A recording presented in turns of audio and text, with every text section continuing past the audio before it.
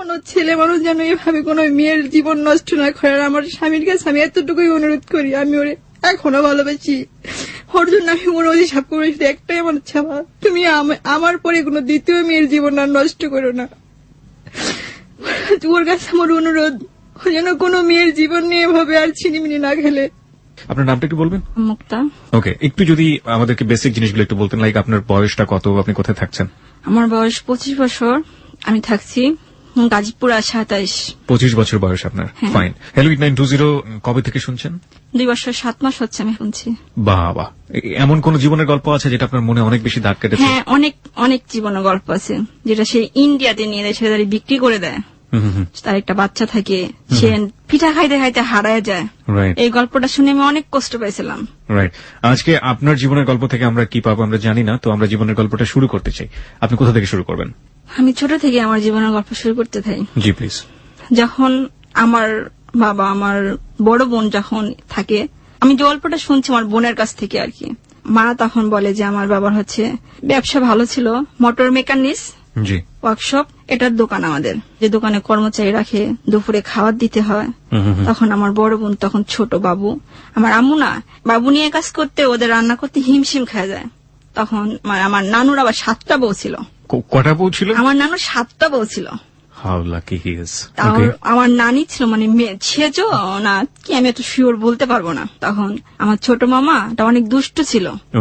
আমার ওই মাটারি নাকি কি হতো, চোখে নিচ্ছে যখন ঢুকতো, তখন কয়েলের আগুন দিয়ে নাকি আমার ছাক দিত, তখন আমার আম্মু চিল্লে চিল্লে উঠতো। ওকে, বুঝতে পারছি। আপনার ছোটবেলাতে গিয়ে আপনি হয়তো কোনো না কোনো ভাবে আপনার পরিবারের গল্প পরে তখন আমার মা বললো কি, দেখো আমার বাবা তো এখন নাই, আমার ছোট বোনটারে এখানে নিয়ে আসো, আর আমার ছোট ভাইটারে নিয়ে এসে তোমার দোকানে রাখো, কাজ শিখাবো। আব্বু বললো ঠিক আছে নিয়ে আসি। 2 ভাই বোনের নিয়ে আসলো। আসার পরে আমার তখন আমি হলাম, তখন আমার বাবার ইচ্ছা ছিল কি আমি মনে হয় ছেলে হব। আমার আব্বু অনেক রাগ, কেন আমি মেয়ে হলাম, মানে আমার মার উপর একটু রাগ। তারপর যখন আমার দাদু বাড়ির সবাই দেখলো যে তুই এটা কি বলিস, মেয়েটা তো অনেক সুন্দর, তুই কেন মেয়েটার উপর রাগ করছিস, মেয়ে দেখি মুখের দিকে চায় দেখ। ঠিক আছে, চলতে থাকলো। আমি নাকি আমার এই খালারে ছাড়া কিচ্ছু বুঝতাম না, যেখানে যেত আমি সেখানে যাইতাম খালার সঙ্গে সঙ্গে। মানে আমি অনেক সুন্দর ছিলাম, একদম চিকনা ছিলাম, সবাই বলতো ডলি পুতুল, আমি ডলি পুতুল, মানে একদম চিকনা ছিলাম আমি। তখন আস্তে আস্তে যখন খালাটা যখন ক্লাস 7-এ যখন ওঠে, কিভাবে আমার বাবার সঙ্গে রিলেশন হয়ে যায়, মানে আপনার খালার সঙ্গে আমার খালার সঙ্গে আমার বাবার। তখন আমার বড় বোনটা তো বড় হয়ে গেছে, তখন তো আমি মামার বয়স কেবল 2 বছর। মানে আমার মা আমার বাবার অনেক ভালোবাসতো, অনেক। যদি আমার বাবা যদি 7 দিন বাসায় না আসতো, আমার মা 7 দিন না খায় থাকতো। আমার মার সঙ্গে যখন থাকি, আমার আপু আমি অন্য আলাদা রুমে থাকি, আমার মা আমার আব্বু একসঙ্গে থাকে, তো মাঝখান দিয়ে দরজা। তখন আমার আপু তো বড় হয়ে গেছে, তখন আমার আব্বু না কি করে আমার মায়ের কাছ থেকে রাত্রে উঠে আমার খালার কাছে যায়। তখন আমার মা বুঝতে পারে না, আমার মা মানে আমার আব্বুর অনেক ভালোবাসে, প্রচন্ড ভালোবাসে, বিশ্বাস করে। তখন আপু বলে, খালা তোমার কাছে আব্বু আসে কিসের জন্য, তুমি কাঁদতেছো কিসের জন্য? আমি স্বপ্ন দেখছি তো এজন্য কাঁদতেছি। এমন করতে করতে হঠাৎ আমার মা একদিন সরাসরি দেখে ফেলে, খালারে ধরে মারে, তুই কি চাস তুই নিজের বোন হয়ে একটা বোনের সংসার নষ্ট করতে? তুই চলে যা এখান থেকে, তুই আর আসবি না, চলে যায়। খালা কি আপনার মায়ের ছোট বোন ছিল? হ্যাঁ, আমার মায়ের আপন ছোট বোন। তারপর তখন আমার আব্বু দোকান থেকে দুপুরে বাসায় এসে খাওয়ার জন্য তখন বলে, পারুল কোথায়? ও বাড়িতে চলে গেছে। কেন চলে গেছে? তখন আমার মা জিদ্দে বলে যে আমি ওটা মারছি। তখন বলে যে তুমি যদি ওরে না নিয়ে আসো, তাহলে আমি তোমার সঙ্গে আর কোনো কথা বলবো না। তখন মা বলে যে তুমি নিয়ে আসো যাই সেরি। পরে আমার আব্বু যে আবার নিয়ে আসে। পরে আমার মা অনেক টেনশন চিন্তা করতে করতে আমার মানে মার গ্যাস্ট্রিক আলসারের যে ঘাটা ওইটা হয়ে যায়, মানে বুকে ব্যথা করে। অনেক ডাক্তার দেখানোর পরে জরান্নারুতে আমার মার আস্তে আস্তে মানে আমার আব্বুর জন্য সিবলেট জাতীয় নাকি একটা অসুখ আছে, এটা তো আমি এখন পর্যন্ত জানি না। আমি যতটুকু জানি যে এটা একটা সেক্সুয়াল ডিজিজ এবং এটা সাধারণত সংক্রমণ হয় একজনের শরীর থেকে আরেকজনের শরীরে যায়, সিলিফিস বলে এটাকে। ওকে, হ্যাঁ, তারপর ডাক্তার দেখানোর পরে বলে এটা থেকে নাকি ক্যান্সার একটা রোগ হয়ে গেছে। এটা আসলে খুবই ভয়াবহ একটা রোগ। অনেক ডাক্তারের কাছে নিয়ে যায়, কোন ডাক্তার বলে এটার ওষুধ নেই। তখন আমার মা চিন্তা করে একে একে আমার তখন আমার বোনটা ছোট বোনটা আর কি হয়। তখন আমার নানু কি করে, নানির আবার অনেক জমি, তখন এখান থেকে জমি কিছু বিক্রি করে টাকা দেয় যে আমার মেয়েরে তুমি রাজশাহী কি ঢাকা নিয়ে যাও, নিয়ে চিকিৎসা করো।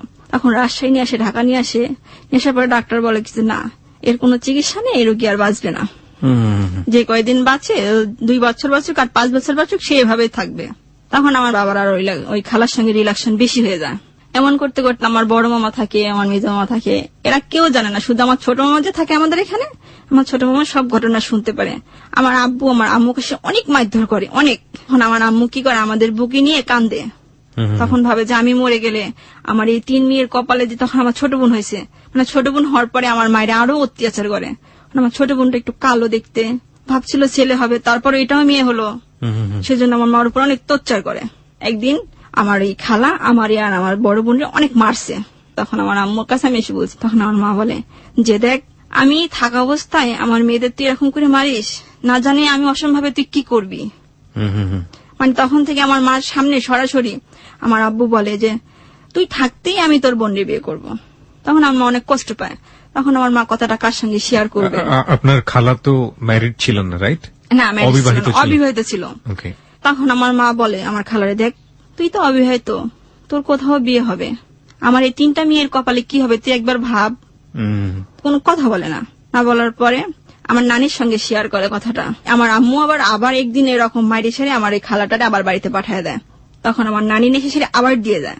তার মানে আমার এখানে আমার যতটুকু বিশ্বাস যে আমার নানি ছিল সবচেয়ে মেন। মানে আপনাদের ফ্যামিলি সবাই ধরে নিয়েছিল যে আপনার মা মারাই যাবে। হ্যাঁ, ডাক্তার একদম বলে দিছিল যে বাঁচবে না। তারপরও এই মানুষের সাথে এরকম ধরনের আচরণ করছে। তখন আমার মা হঠাৎ করে আমার আব্বুর সাথে ঝগড়া লাগে। ঝগড়া লাগার পরে বলে কি, হয় তুই বিষ খেয়ে মরবি, না গলায় দড়ি দিয়ে মরবি, যত তাড়াতাড়ি মরবি আমি তত তাড়াতাড়ি বিয়ে করব। তখন আমার মা অনেক কষ্ট পায়। তখন আমার মামার কাছে যাই সেরে বলে কি, ভাইয়া তুমি যদি আমার অল্প একটু জায়গা দিতা, তাহলে আমি এখানে একটা ছাপড়া ঘর, মানে আমাদের দেশের গ্রামে যা বলে, 2টা টিন দিয়ে আমি ছাপড়া উঠাই সেরি আমার এই 3টা মেয়ে বুকে নিয়ে মানুষের বাড়ি কাজ করে খাইতাম। তখন আমার মামা বলে যে না, তোর আমি 1 ফুটাও জায়গা দিব না, আমার সম্পত্তির ভাগ আমারে দাও, তাও দিব না। পরে এরকম করতে করতে আমার আব্বু একদিন অনেক মারে। মারার পরে আমার মা মানে চিল্লায় চিল্লায় কান্দে, একটা শুধুই কথা বলে যে আমার এই 3টা মেয়ের কি হবে আমি তো না থাকলে। আমার নানু সে নিয়ে যায়। পরে নিয়ে যাওয়ার পরে আমার আব্বু রোজার ভিতরে, তখন 9টা রোজা আছে আর এর আগে আমার আব্বু যাওয়ার পরে আমার মা নাকি সন্ধ্যার পরে যায় খাবার নিয়ে এসে দেয়। তখন আমার আব্বু বলে কয়, তুমি এখনো মরনি, এখনো বাইসি আছো, আমি তো বলছি তুমি 2 দিনের ভিতরে বিষ খায় মারা দেবা। তখন আমার মা বলে আমার আব্বুরে, আমি মরলে কি তুমি সুখী? কয় হ্যাঁ, তুমি যত তাড়াতাড়ি মরো তত তাড়াতাড়ি আমি সুখী। কয় ঠিক আছে, তাহলে কালকে আমার মরা মুখ দেখবা তুমি। তখন আমার মা অনেক কষ্ট পায়। পরের দিন বিষ খেয়ে ল্যাপটা মোড়ায় দিয়ে শুয়ে রয়েছে। তখন আমার মা হঠাৎ করে দেখে মা বিষ খাইছে। পরে আমাদের এখানে 8ঘরিয়া হাসপাতাল আছে, সবাই নিয়ে যায়, এখানে ওয়াশ করে, বিষ উঠা শেষ, কথা বলতেছে আর কি ভালো। তখন শুধু আমার মা বলতেছে বলে আমার 2টা মেয়ে দেখবো আর আমি আমার স্বামীর একটা বার দেখতে চাই। তখন খবর আসে, আমার কাকু একটা এসে বলে আমার খালারে যে বিয়ান ভাবি না বিষ খাইছে। আমার খালা হাসে। পরে আমার আপু যখন ওই হাসপাতালে গেল, তখন আমার আম্মু বলছে যে মা আমি তো মরে যাব, তে কিছু কিছু জিনিস আছে শোকেসের ভিতরে, চাবিটা অমুক জায়গায় রাখা আছে, চাবিটা কখনো তোমার খালার হাতে দিও না, জিনিসগুলো তুমি লুকায় রাখো কোথাও, এগুলো তোমাদের ভবিষ্যতের জন্য আমি অল্প অল্প করে জমায় রাখছি। পরে তখন আমার আব্বু নাকি দেখার পরে ডাক্তারের সঙ্গে কথা বলে যে বাঁচলো কি করে। ওই পাশের বাড়ি যে আমার ওই নানির বোন আমার মায়ের কাছেই। তখন ডাক্তারের সাথে কথা বলার পরে আমার নানি বলে কি, আমি স্বয়ং দেখলাম যে ডাক্তারের হাতে টাকা দিল যে মারি দেন। ডাক্তার তখন এসে সেরি মানুষের স্তনে কখনো কেউ বিষ খাওয়ার পরে ইঞ্জেকশন দেয় না, একদম সরাসরি বুকে পরে ইঞ্জেকশনটা দিল।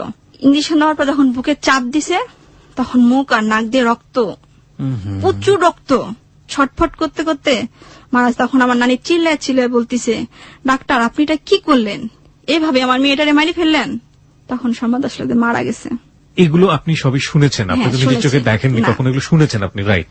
আমার মা মারা যাওয়ার পরে আমার সবাই বলল, আপনার মা যখন মারা যায় তখন আপনার বয়স কত? 5 বছর। 5 বছর, তার মানে আপনি ঠিক মতো বুঝেও না। হ্যাঁ, রাইট। তখন আমার মামারা বলল যে লাস্ট পোস্টমর্টমে যাবে। তখন আমার নানি বলল যে না, কোনো পোস্টমর্টম হবে না। তার আমার নানির ইচ্ছা এই মেয়ের বদলে আরেকটা মেয়ে দেবে। তখন তো আমরা তো বুঝতাম না যে কেন এই কথাটা বলে। তখন আমরা ছোট ছিলাম, তখন আমরা খালা বলে অস্থির যে খালা আমাদের সবকিছু। তখন আমার বাবা আমার খালারই বিয়ে করার জন্য প্রস্তুত। দাদু বাড়ি থেকে দাদু বললো যে না, এর সঙ্গে যদি বিয়ে দেওয়া হয় 3টা মেয়ের একটা মেয়েকেও দেখবে না। কারোর কথা না শুনে আমার মা মরে যাওয়ার 3 দিন চলে গেল, 4 দিনের দিন আমার বাবা বিয়ে করলো আমার খালারে। বড় বোন তখন ক্লাস 5-এ পড়ে। আমার এতটুকু তখন মনে আছে, আমার বড় বোন অনেক মারে আমার বড় বোনরে। তখন আমি ছোট, তখন আমার একটা বেশি কিছু বলে না। তখন আমার বড় আপা একদিন বলে কি, মুক্তা চল আমরা 2 বোন কোথাও চলে যাই, টিভিতে দেখিস না কোথাও চলে যায়, কেউ না কেউ তাদের নিয়ে নেয়, আমরা এমন চলে যাই, যদি আমাদের কেউ নিয়ে নেয় তাও আমি এখানে থাকবো না। তখন আমি বলি আপু আমি কোথাও যাব না, যদি কেউ আমাদের বিক্রি করে দেয়। তখন আমি এই কথাটা বললাম। তখন আমার বোন আমারই নিয়ে ঘুরে চলে আসলো। তখন আমার বোন যখন আস্তে আস্তে বড় হতে থাকলো, আমার বাবা, যেটা বলা ঠিক না তারপরে বলতেছি, আমার বাবা আমার বোনের উপরে টর্চার শুরু করলো। বাবা কখনো মেয়ের হয়তো টর্চার করে না, মানুষের কথা বলে, বাপ বলতে নাকি বিশ্বাস নেই। তখন আমার মা কিছু কিছু ভাবে জানতে পারে কথাটা। আমার বোন কারোর কাছে শেয়ার করতে পারে না। বাবা সে কি করে শেয়ার করবে কথাগুলো, কার কাছে শেয়ার করবে? কি মা সবার কাছে বলে দেয়। তখন আমার বোন গলায় দড়ি দিতে যায়। মা মানে হচ্ছে আপনার ছোট খালা? ছোট খালা। আমি দেখতে পাই যে বড় আপা গলায় দড়ি দিচ্ছে ডাবের সঙ্গে। তখন আমি যে চিল্লায় কই, আম্মু আপনার গলায় দড়ি দিচ্ছে। তখন যে সবাই করে পরে আমার দাদু বাড়িতে নিয়ে যায় আসে, আর যে কথাটা চুপ হয়ে যাক আর বিয়ে দিয়ে দেয়। তখন আমার বড় বোন ক্লাস 8-এ পড়ে।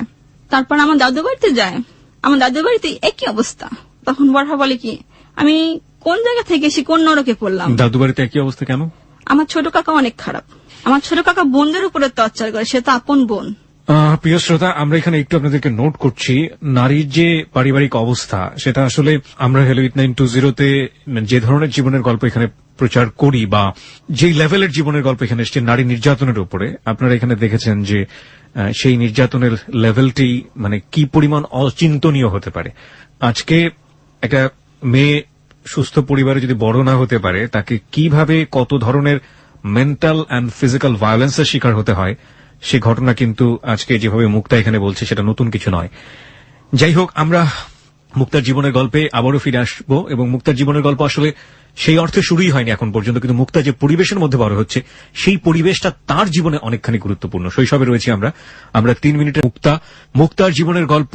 ছোটবেলায় যে মুক্তার মতো চকচক বা ঝকঝকে সুন্দর ছিল না সেটা আমরা মোটামুটি বুঝতেই পেরেছি। যে জায়গাটা থেকে শুরু হয়েছে সেটা একটা অস্বাস্থ্যকর পরিবেশ আমরা বলতে পারি। আমরা সবসময় একটা কথা বলি, শিশুকে এমন পরিবেশ দাও যে পরিবেশ দিলে একটা শিশু শক্ত ভিত্তির উপরে তার মন এবং শরীরের বিকাশ হতে পারে, এবং বিশেষ করে আমার মনে হয় সেটা মেয়ে শিশুদের ক্ষেত্রে আরো বেশি বেশি দেওয়া প্রয়োজন।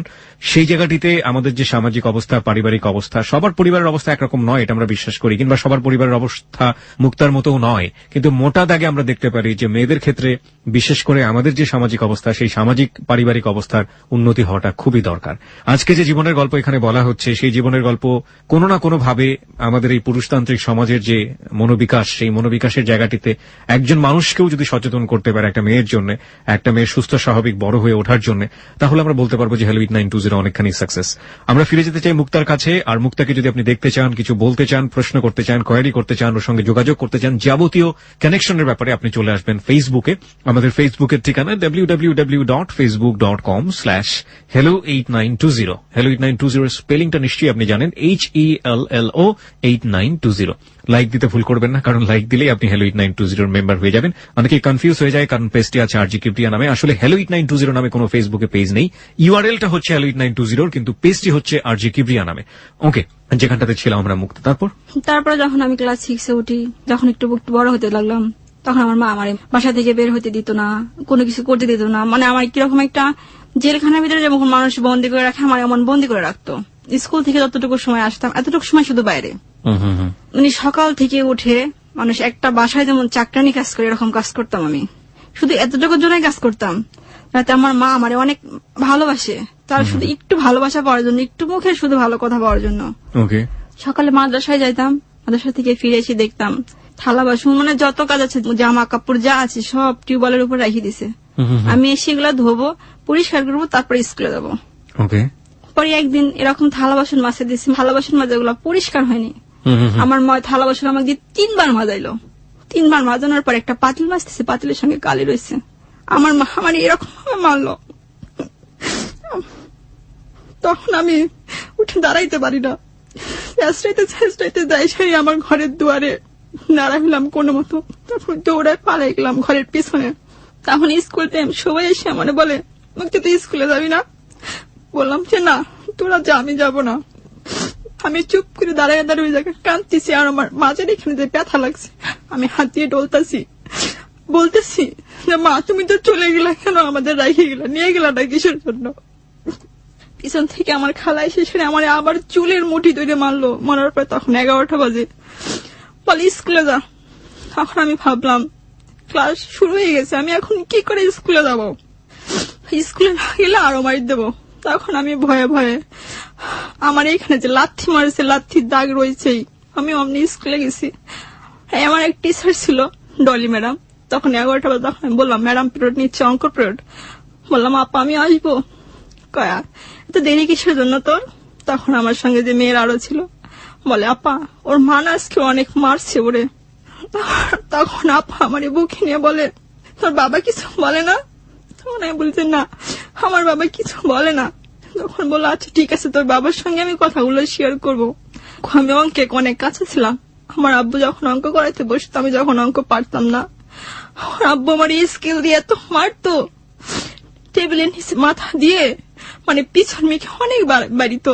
আমি অনেক অনেক খারাপ লাগতো আমারে, অনেক। এমন মারতে মারতে আমি একদিন অজ্ঞান হয়ে গেলাম।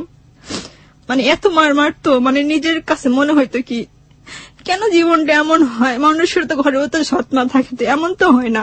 ঠিক মতো যদি ভাত খাই দিয়ে স্কুল থেকে আসতাম বিকালে, যদি বলতাম মা ভাত আছে, বলতো স্কুলে যাওয়ার সময় খেয়ে গেছিস, আবার এখন এসে খাইতে চাস, কত ঘাস। পরে আমি একদিন, মানে সবাই স্কুলের পরীক্ষা না, সবাই হার্ডবোর্ড নেয়, আমার অনেক ইচ্ছা আমিও হার্ডবোর্ড দিয়ে পরীক্ষা দেব। আমি যে আমার বাবার কাছে যে বলবো এতটুকু সাহস আমার বুকে নাই। যখন দোকানে কাজ করে অনেক টাকা নিয়ে যায়, অনেক টাকা নিয়ে এসে খাটের বিছানার নিচে রাখে। তখন আমি বলছি কি আজকে টাকা আমি চুরি করবো। যখন টাকা আনতে যায় দেখি কি টাকা শুধু 500 টাকার নোট। পরে 500 টাকার নোট আমি একটা চুরি করি এখান থেকে। স্কুলে যাই সারি আমি 10 টাকা ঝালমুড়ি খাই আর হার্ডবোর্ড কিনি। তখন আমার এক বান্ধবী ছিল, আমার অনেক ভালোবাসতো, আমি ওরে হার্ডবোর্ডটা কিনে দেই। তখন আমার আব্বু টাকা হিসাব করতে দেখে 500 টাকা গোলমাল। 500 টাকা কে নিছে। এর আগে আমি আমার আম্মুর ওইখান থেকে আমি 2 টাকা 3 টাকা করে চুরি করছিলাম 2 দিন। আচ্ছা। চুরি করার পর আমার আম্মু আমার হাত এমনি থুয়ে হাতুর দিয়ে আমার হাতের উপর মারছিল, কয় তোর হাত কেটে ফেলে দেবো, তুই চুরি করিস কে? আমি 400 টাকা আমি স্কুল ব্যাগের ভিতরে রেখে দিছি আর 100 টাকা খরচ করেছি। বাসায় আসার পরে আমার আম্মু কিচ্ছু বলে না, আমি বাসায় কাজ কাম করে ভাত খামো, রাত্রে পড়তে বসি। তখন আমার আব্বু দোকান থেকে আসে 8টা বাজে। আসার পরে আমার ডাকে মুক্তা তুমি কি আমার এখান থেকে টাকা নিছো? না আব্বু আমি আপনার এখান থেকে টাকা নেই নাই, সত্যি কথা বলো। মানে আমি না নাই, সত্যি তো না, কয় না। তখন আমার মা কাঁচা যে খড়িগুলো আছে, খড়ি দিয়ে আমাকে অনেক মারে। তখন আমার এই দিক দিয়ে দাগ হয়ে যায়। পরে আমার আব্বু কি হবে না, এভাবে হবে না, দড়ি নিয়ে আসো। পরে আমার মা দড়ি নিয়ে দেয়, 2 হাত বাইন্দি এরকম ঘরের ডাবের সঙ্গে ঝুলায় আমার এত মায়ের দেয়। মায়ের দেওয়ার পর তখন আমি আব্বু বলি আব্বু আমার আর মাইরো না, আমি আর সহ্য করতে পারতেছি না, আমি তোমার টাকা নিয়েছি, আমি 100 টাকা খরচ করছি আর 400 টাকা আমার কাছে আছে। তখন আমার ছাড়ি দেয়। আমি 2 দিন আমার হাত দিয়ে আমি ভাত উঠে খাইতে পারি নাই। একদিন ঘরের ভিতরে রুমের কাপড় চোপড় গোছানো রয়েছে, আমারই বলে জামা কাপড় গোছাস না কিসের জন্য? চুপ করে শুনেছে। আমার কেমন আমার মা আমারই মারলো, মারার পরে আল্লাহর উপরে মুখ কুচি দিয়ে আমার ঠোঁট কেটে গেল, কপাল কেটে গেল, রক্ত পড়তেছে। তো আমার আব্বু বাসে আসে বলে ওর ঠোঁট কাটছে কি করে? আমার মা বলে হোঁচট খেয়ে পড়ে গেছিল এই জন্য ঠোঁট কাটছে। কিন্তু আমার বাবা কোনোদিন আমাদের বলেনি যে তোমরা খাইছো। বাবার যে একটা আদর, আজ পর্যন্ত বাবার কি আদর, মায়ের কি আদর, আল্লাহ আবার ভাগ্যে এক পর্যন্ত লেখেনি। প্রিয় শ্রোতা, আমরা একটা বিশেষ মোমেন্ট আপনাদের জন্য আজকে হ্যাবিট 920 প্রথম করছি। আমরা একটা ছোট্ট ভিডিও ক্লিপস, আমাদের এখানে যে অনুষ্ঠানটা হচ্ছে, ও যে কথাগুলো এখন বলছিল সেটার ছোট্ট একটা ভিডিও ক্লিপস আমরা আমাদের ফেসবুকে দিতে চাই। আপনারা রেডিওতে শোনেন, আপনাদের জায়গা থেকে উপলব্ধি করেন, এবং সেই উপলব্ধির জায়গাটা অনেকের অন্তর থেকে নিজের মতো করে তৈরি হয়। কিন্তু একজন মানুষ যখন এখানে এসে আপনাদেরকে লাখো মানুষকে আপন ভেবে হাউমা করে কান্নাকাটি করেন, নিজের অতীত মনে করে, নিজের বর্তমান মনে করে, সেই সব মানুষদের অনুভূতিগুলো খুব কাছে থেকে বোঝার জন্য কখনো তাদেরকে দেখাটা খুব জরুরি। আমরা যে ঘটনাটা এখানে ঘটছে সেটা একটা ছোট্ট ভিডিও ক্লিপস আমরা আমাদের ফেসবুকে দিচ্ছি। আমাদের এই বোনটিকে আপনি দেখতে পারেন। ভিডিও ক্লিপসটা এই মুহূর্তে আমরা ছাড়ছি। আপনারা চলে আসুন আমাদের এই ফেসবুক পেজটিতে এবং দেখুন তার এক্সপ্রেশনগুলো কি। আমাদের ফেসবুকের ঠিকানা www.facebook.com/hello8920। আমি আবারও বলছি www.facebook.com/hello8920। facebook.com/HELLO8920। ওই পেজটিতে অবশ্যই লাইক দিতে ভুল করবেন না, কারণ এই পেজটি হচ্ছে হেলো 8920 পেজ এবং এটা আছে আরজে কিবরিয়া নামে। এখানে গেলে আপনি এই ভিডিও ক্লিপসটি দেখতে পাবেন। হ্যাঁ, তারপর কি হলো? পরে যখন আমার বয়স 12 বছর, তখন আমি সাবালিকাই হই নাই। তখন আমার মা বলে যে বিয়ে দিয়ে দাও তাড়াতাড়ি, বেশি লেখাপড়া করলে তখন শিক্ষিত বেশি হয়ে যাবে, তখন ভালো দেখে বিয়ে দিতে হবে, তখন টাকা পয়সা লাগবে বেশি, এত টাকা পয়সা আমরা কোথায় পাবো। তখন আমার মার একটা ছেলে বাবু হয়, তখন আমার মায়ের আরো বেশি আদর করে। একদিন অনেক মারে আমারে, তখন আমার নানির কাছে যে আমি দৌড়ায় পালাই, নানু আমারে অনেক মারতেছে। তখন আমার নানু কি বলে, কয় কি সতীন নেই, সতীনের খাতা রাখি গেছে। মনে মনে ভাবি, তখন তো আমি বোঝা শিখছি, তখন বলি সেটা তো তোমারই মেয়ে ছিল, তারে সতীন বানাই দিলা। আমার নানু আমার কোনদিন আদর করেনি। মানে বিয়ের কথা আমাদের বাড়ির পাশে অনেক ভালো ভালো জায়গা থেকে বলে যে মেয়ে এখনো ছোট, আমাদের কাছে দাও, আমরা পরে নিয়ে যাব। আমার মা বলে কি ভালো দেখে বিয়ে দেবো না, এমন করে বিয়ে দেবো যাতে এখানে 2 দিন না থাকতে পারে, চলে এসে যদি আমার আবার চাকরানিগিরি করে, আমার বাড়ি সারা জীবন কাজ করবো, আমি পায়ের উপর পা রেখে খাবো। এমন করতে করতে হঠাৎ একটা ছেলে সঙ্গে বিয়ের কথা বলে। ছেলেটার কিচ্ছু নাই, ছেলেটার 2 মাস সংসারে। ছেলে থাকে চাচার দোকানে, পানের দোকানে ছেলেটা কাজ করে, মাসে 200 টাকা বেতন দেয় ছেলেটারে। 2001 সালে তখন আমার সব দেখার পরে ওইখান থেকে আমার একটা আংটি দিয়ে যায়। দেখার পরে সবাই বলে কি মেয়েটা তো অনেক সুন্দর, একটা আংটি দিয়ে যায়। তখন তো আমি সাবালিকা হয়নি। তখন আমার বড় বোনের স্বামী বলে এ তো এখনো সাবালিকা হয়নি, এ স্বামীর সংসার কিভাবে করবে। আমার বড় বোনের বলে, আমার বড় বোন বলে কি আমি জানি না, আমার বাবা মা যেটা করতেছে সেটাই ঠিক।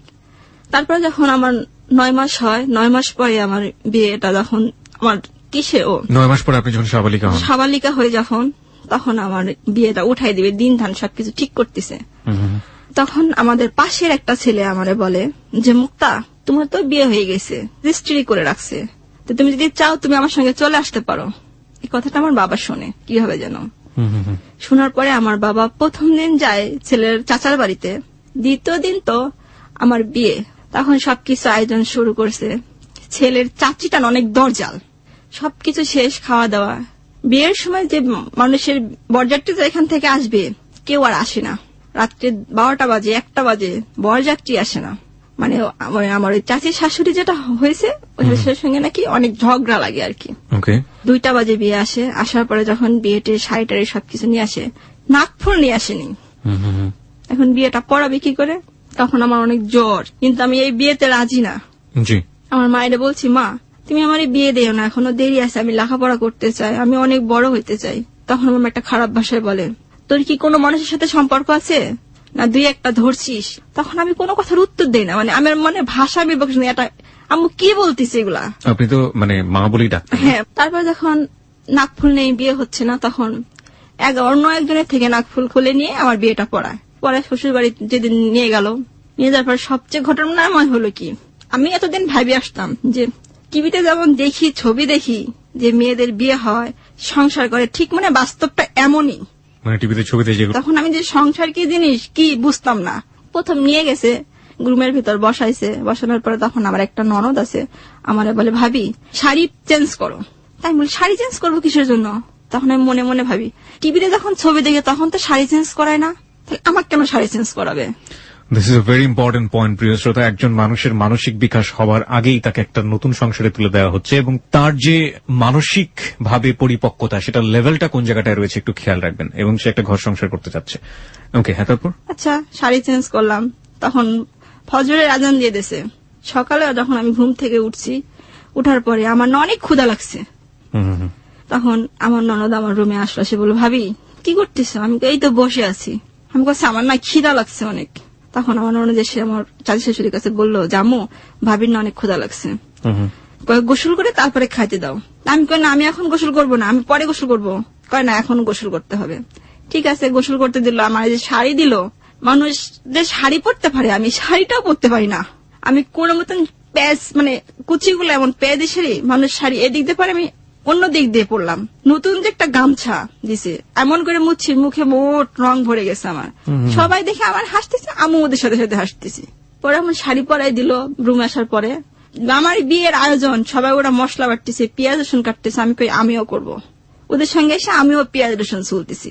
তখন সবাই বলে নতুন বইটা, বউ কোনটা? কয় এইটা। যার বিয়ে সে কখনো পেঁয়াজ রসুন চলে? আমি ওকে তাতে কি হয়েছে? পরে ওরা সবাই না রং খেলতেছে, আমিও রং খেলবো। আমার অনেক আনন্দ লাগতেছে। আমি না ওর যে দুলাভাই হয়, আমি ওর দুলাভাইয়ের মুখে দুষ্টামি করে রং দিয়ে দিছি। তখন বলি নতুন বউ কখনো এমন করে? তখন আমি চুপ করে যাই, সেই রুমের ভিতরে রয়েছি। একদিন হঠাৎ জ্বর, মানে যে আমার চাচা শ্বশুরের যে ছেলেটা আছে ওটা আমার অনেক অনেক ভালোবাসে, অনেক জ্বর। আমি যে তার কাছ থেকে যে তখন সে যে আমার স্বামী, তখন কিন্তু তার বয়স 20 বছর। সে আমার শিখাবে কি? সে আমার সাথে খারাপ ব্যবহার করে, মানে খারাপ ব্যবহার করে। এই জন্য আমার যে দেবর, তারপর যে চাচার ছেলেটা, ও আমার অনেক ভালোবাসে। ওর একটাই ইচ্ছা, কেন তোরে ও এত ভালোবাসে, তুই কি ওর সাথে রিলেশন করতেছিস? রিলেশন? হ্যাঁ। তখন আমি বললাম যে এটা কি বলো তুমি? সে তোমার ভাইয়ের মতো, সে ভাবির মতো সে শ্রদ্ধা করে। আপনার জামাই এটা বললো? এটা বললো আমারে। এখন এরকম করতে করতে দুজনের ভিতরে ঝগড়া হয় ওরে নিয়ে।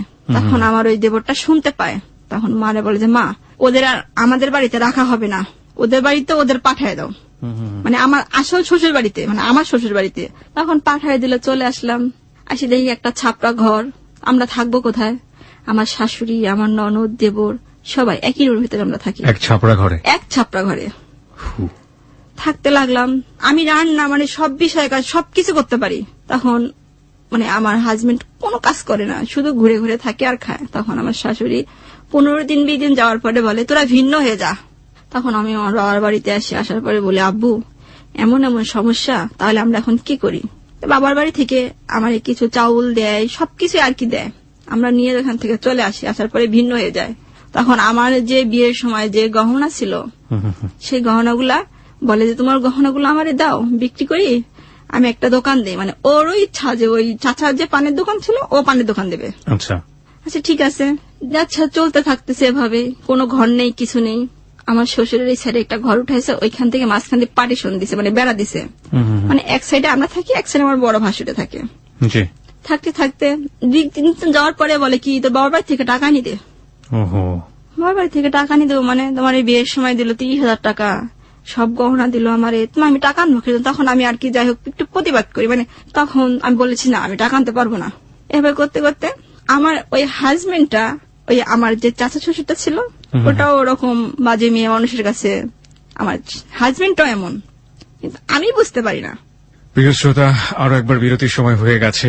আজকে যে জীবনের গল্প এখানে উপস্থাপন হচ্ছে, আমরা কিছুটা হলেও ধারণা নিয়ে ফেলেছি যে মুক্তার শৈশব এবং মুক্তার যে থাকে না, যে একটা কথা আছে কন্যা, জায়া এবং জননী। কন্যা থাকা অবস্থায় সে হয়ে গেছে জায়া, এবং জায়া অবস্থায়ও কন্যার সময়ে তার যে প্যাথেটিক শৈশব, সেখানে গিয়ে কিন্তু তার কোনো পরিবর্তন আমরা তেমন একটা দেখতে পাচ্ছি না। ঠিক আছে, প্রশ্ন যদি হয় এরকম যে শুরু থেকে শেষ পর্যন্তই জীবন এরকম, তাহলে কি বা শেখার আছে আজকের হ্যালো ইট 920 থেকে? হ্যালো ইট 920 সবসময় যে কাজটি থেকে একেবারেই সরে আসে না, সেটা হলো যে একটা জীবনের গল্প, যেটা যাই হোক না কেন, সেখানে যদি কোনো লেসন না থাকে। সুতরাং সে অর্থে আপনারাও আজকের জীবনের গল্প থেকে বঞ্চিত হবেন না। শেষে গিয়ে আপনি অবশ্যই বুঝতে পারবেন যে আজকের জীবনের গল্পের লেসনটা কি। আমরা ফিরছি মুক্তা যে জায়গাটিতে আমরা ছিলাম। তারপরে দোকান দিল, দোকানটা চললো মনে হয় 5-6 মাস। টাকা পয়সা নেই, দোকানও নেই, দোকান বন্ধ। তখন আমার যে শ্বশুর যে ঘরটা উঠাইছিল, আমাদের এই ঘর থেকে বের করে দিল, পাতিল টাতিল সবকিছু ফেলে দিল উঠানে আর কি। তখন আমার অনেক কষ্ট লাগলো, মনে মনে ভাবলাম যে বাবা তোমার কাছে কি আমি এতই বেশি হয়ে গেছিলাম, তুমি এরকম একটা ফ্যামিলি দেখে আমার বিয়ে দিলা। আমি কি এতই খারাপ ছিলাম যে কুৎসিত কালো, তুমি আমার কোনো ছেলে পাইতা না আমার বিয়ে দেওয়ার জন্য, তুমি এইখানে আমার বিয়ে দিলা। তখন যাই একটা ভাবি বললো যে সমিতিতে ঢোকার পরে যে 5,000 টাকা ঋণ দেবে, এটা নিয়ে তুই একটা ঘর উঠা। তখন আমি এখান থেকে 5,000 টাকা ঋণ নিয়ে টিন আনলাম, বাসটা শুনে আর কি ঘর উঠালাম। তখন আমার হাজবেন্ড কৃষকের কাজ করতে লাগলো। একদিন কাজ করে, 3 দিন কাজ করে না। তাস খেলে, জুয়া খেলে, রুমে চাউল আছে কি নাই কোনো খবর নেই। আমার ক্ষুধা, অনেক ক্ষুধা লাগে, শুধু পানি খাই আমি ক্ষুধার জ্বালায়, কারোর কাছে বলতেও পারি না। পরনে কাপড় নেই, ছিঁড়া, অনেক সুই দিয়ে সেলাই করতে করতে, মানে সেলাই যে করবো এটা ঝাঁকা পর্যন্ত থাকে না। এর ভিতরে আমার বাবার কাছে আমি যাইতে পারতেছি না, যে আমার বাবা আমার কাছে যাই আমি কথাটা বলবো। আর আমি যে এখানে এই কষ্টে আছি, আমার বাবা আমার এখন দেখতেও আসে না। তখন আমি অনেক কাঁদতেছি। পাশের বাড়ির একটা বাবা এসে বলতেছে, কিরে তুই কাঁদিস কে? আমি এমনি রান্না করছিস? আমি হ্যাঁ রান্না করছি। কি রান্না করছিলি? মাছ রান্না করছি আমি। তখন ওরা পাতিলে যাই সে কি তুই এত মিথ্যা কথা বলিস কিসের জন্য? তুই তো রান্নাই করছিস, তোর রুমে তো চাউলই নেই। আমি কই ভাবি আপনি যদি এই কথা বলেন, যদি ওরা শুনতে পারে আমার উপরে আবার টর্চার শুরু করবে। আমি খাই না, 2 দিন ধরে আমি খাই না। আমার শাশুড়ি কি করে, নিজের ছেলে যখন আসে তখন চুপ করে ডাকি নেয় রুমে, নিজে খাওয়ায় দিয়ে দেয়। আমার হাজবেন্ড এমন কথা বলে না যে আমার বউটা 2 দিন না খায় রয়েছে, তার সাথে একটু কথা বলি। একটা মেয়ে যে অল্প বয়সে বিয়ে হয়েছে, সেটা তার স্বামীর কাছ থেকে যে কি ভালোবাসা আমি কখনো পাইনি। আর আমার প্রতিও তার এরকম রিলাকশন আসেনি যে আমার স্বামী। আমি কখনো ভাবতামই না, আমার মনে হতো না যে এটা আমার স্বামী। মানে আমার ভেতরে যে একটা স্বামীর যে একটা ভালোবাসা, এটা জন্মই নেয়নি আমার। তখন পাশের বাড়ির ভাবি আমার হাত ধরে ডাইন নিয়ে সারি ওদের বাড়িতে ভাত দেয়। বিশ্বাস করুন ভাইয়া, ভাত যে মুখে নেব, আমার ভাত মুখে নিতে নাকি আমার চোখের পানি প্লেটে পড়তেছে না। ভাবি বলতেছে তোর এত কষ্ট লাগছে? আমি বলছি আমার ভাত লোডের নিচে আমার নামতেছে না, আমার এত কষ্ট লাগতেছে। আমি কখনো কোনোদিন ভাতের জন্য আমি এরকম করি নাই। আমার অনেক ক্ষুধা লাগছে, আমার আজকে মানুষের বাড়ির থেকে ভাত খাইতে হয়। আসার পরে আমার শাশুড়ি দেখতে পারছে, বলে আমার স্বামীর কাছে এসে ওই বাড়ি যাইছে রে, আমাদের সবার নামে বদনাম বলছে আর ভাত খেয়ে আসছে। আমার স্বামী এসে আমার অনেক মারে সেরে ভাত নিয়ে এসে মুখের ভিতরে খুশি দেওয়ার ভাত কত খাবি খা। বাপের বাড়ি থেকে টাকা আনতে কই, টাকা আনতে পারিস না, খাইতে চাস, বাপের বাড়ি থেকে টাকা নিয়ে তারপরে খাবি। পরে হঠাৎ একদিন আমার বড় বোনের স্বামী আমার এখানে আসে। আসার পরে দেখে যে আমার গায়ে একটা ছিঁড়া শাড়ি নিয়ে আমার শরীর লাগা যাচ্ছে। সে বলছে মুক্তা তোমার এই অবস্থা কিসের জন্য? আলহামদুলিল্লাহ আমি জিদে কথাটা বলি, বেশি হয়ে গেছিলাম তো, ভালো দেখে বিয়ে দিয়েছেন, তাই আল্লাহ আমার কপালে এত সুখ লেখে রাখছে যে সুখ আমি সহ্য করতে পারতেছি না। ওর বাড়িতে আমার বোনেরা বলে ওইখান থেকে আমার জন্য 2টা শাড়ি, কিছু চাউল, যাই হোক কিছু পাঠায় দেয়। আমার হাতে যে একটা আংটি ছিল, কানের দুল ছিল, আমি রাত্রে ঘুমায় রয়েছি, আমার জামাই আমার কানের দুলটা আর হাতের আংটিটা চুরি করে নিয়ে যায় বিক্রি করে দেয়।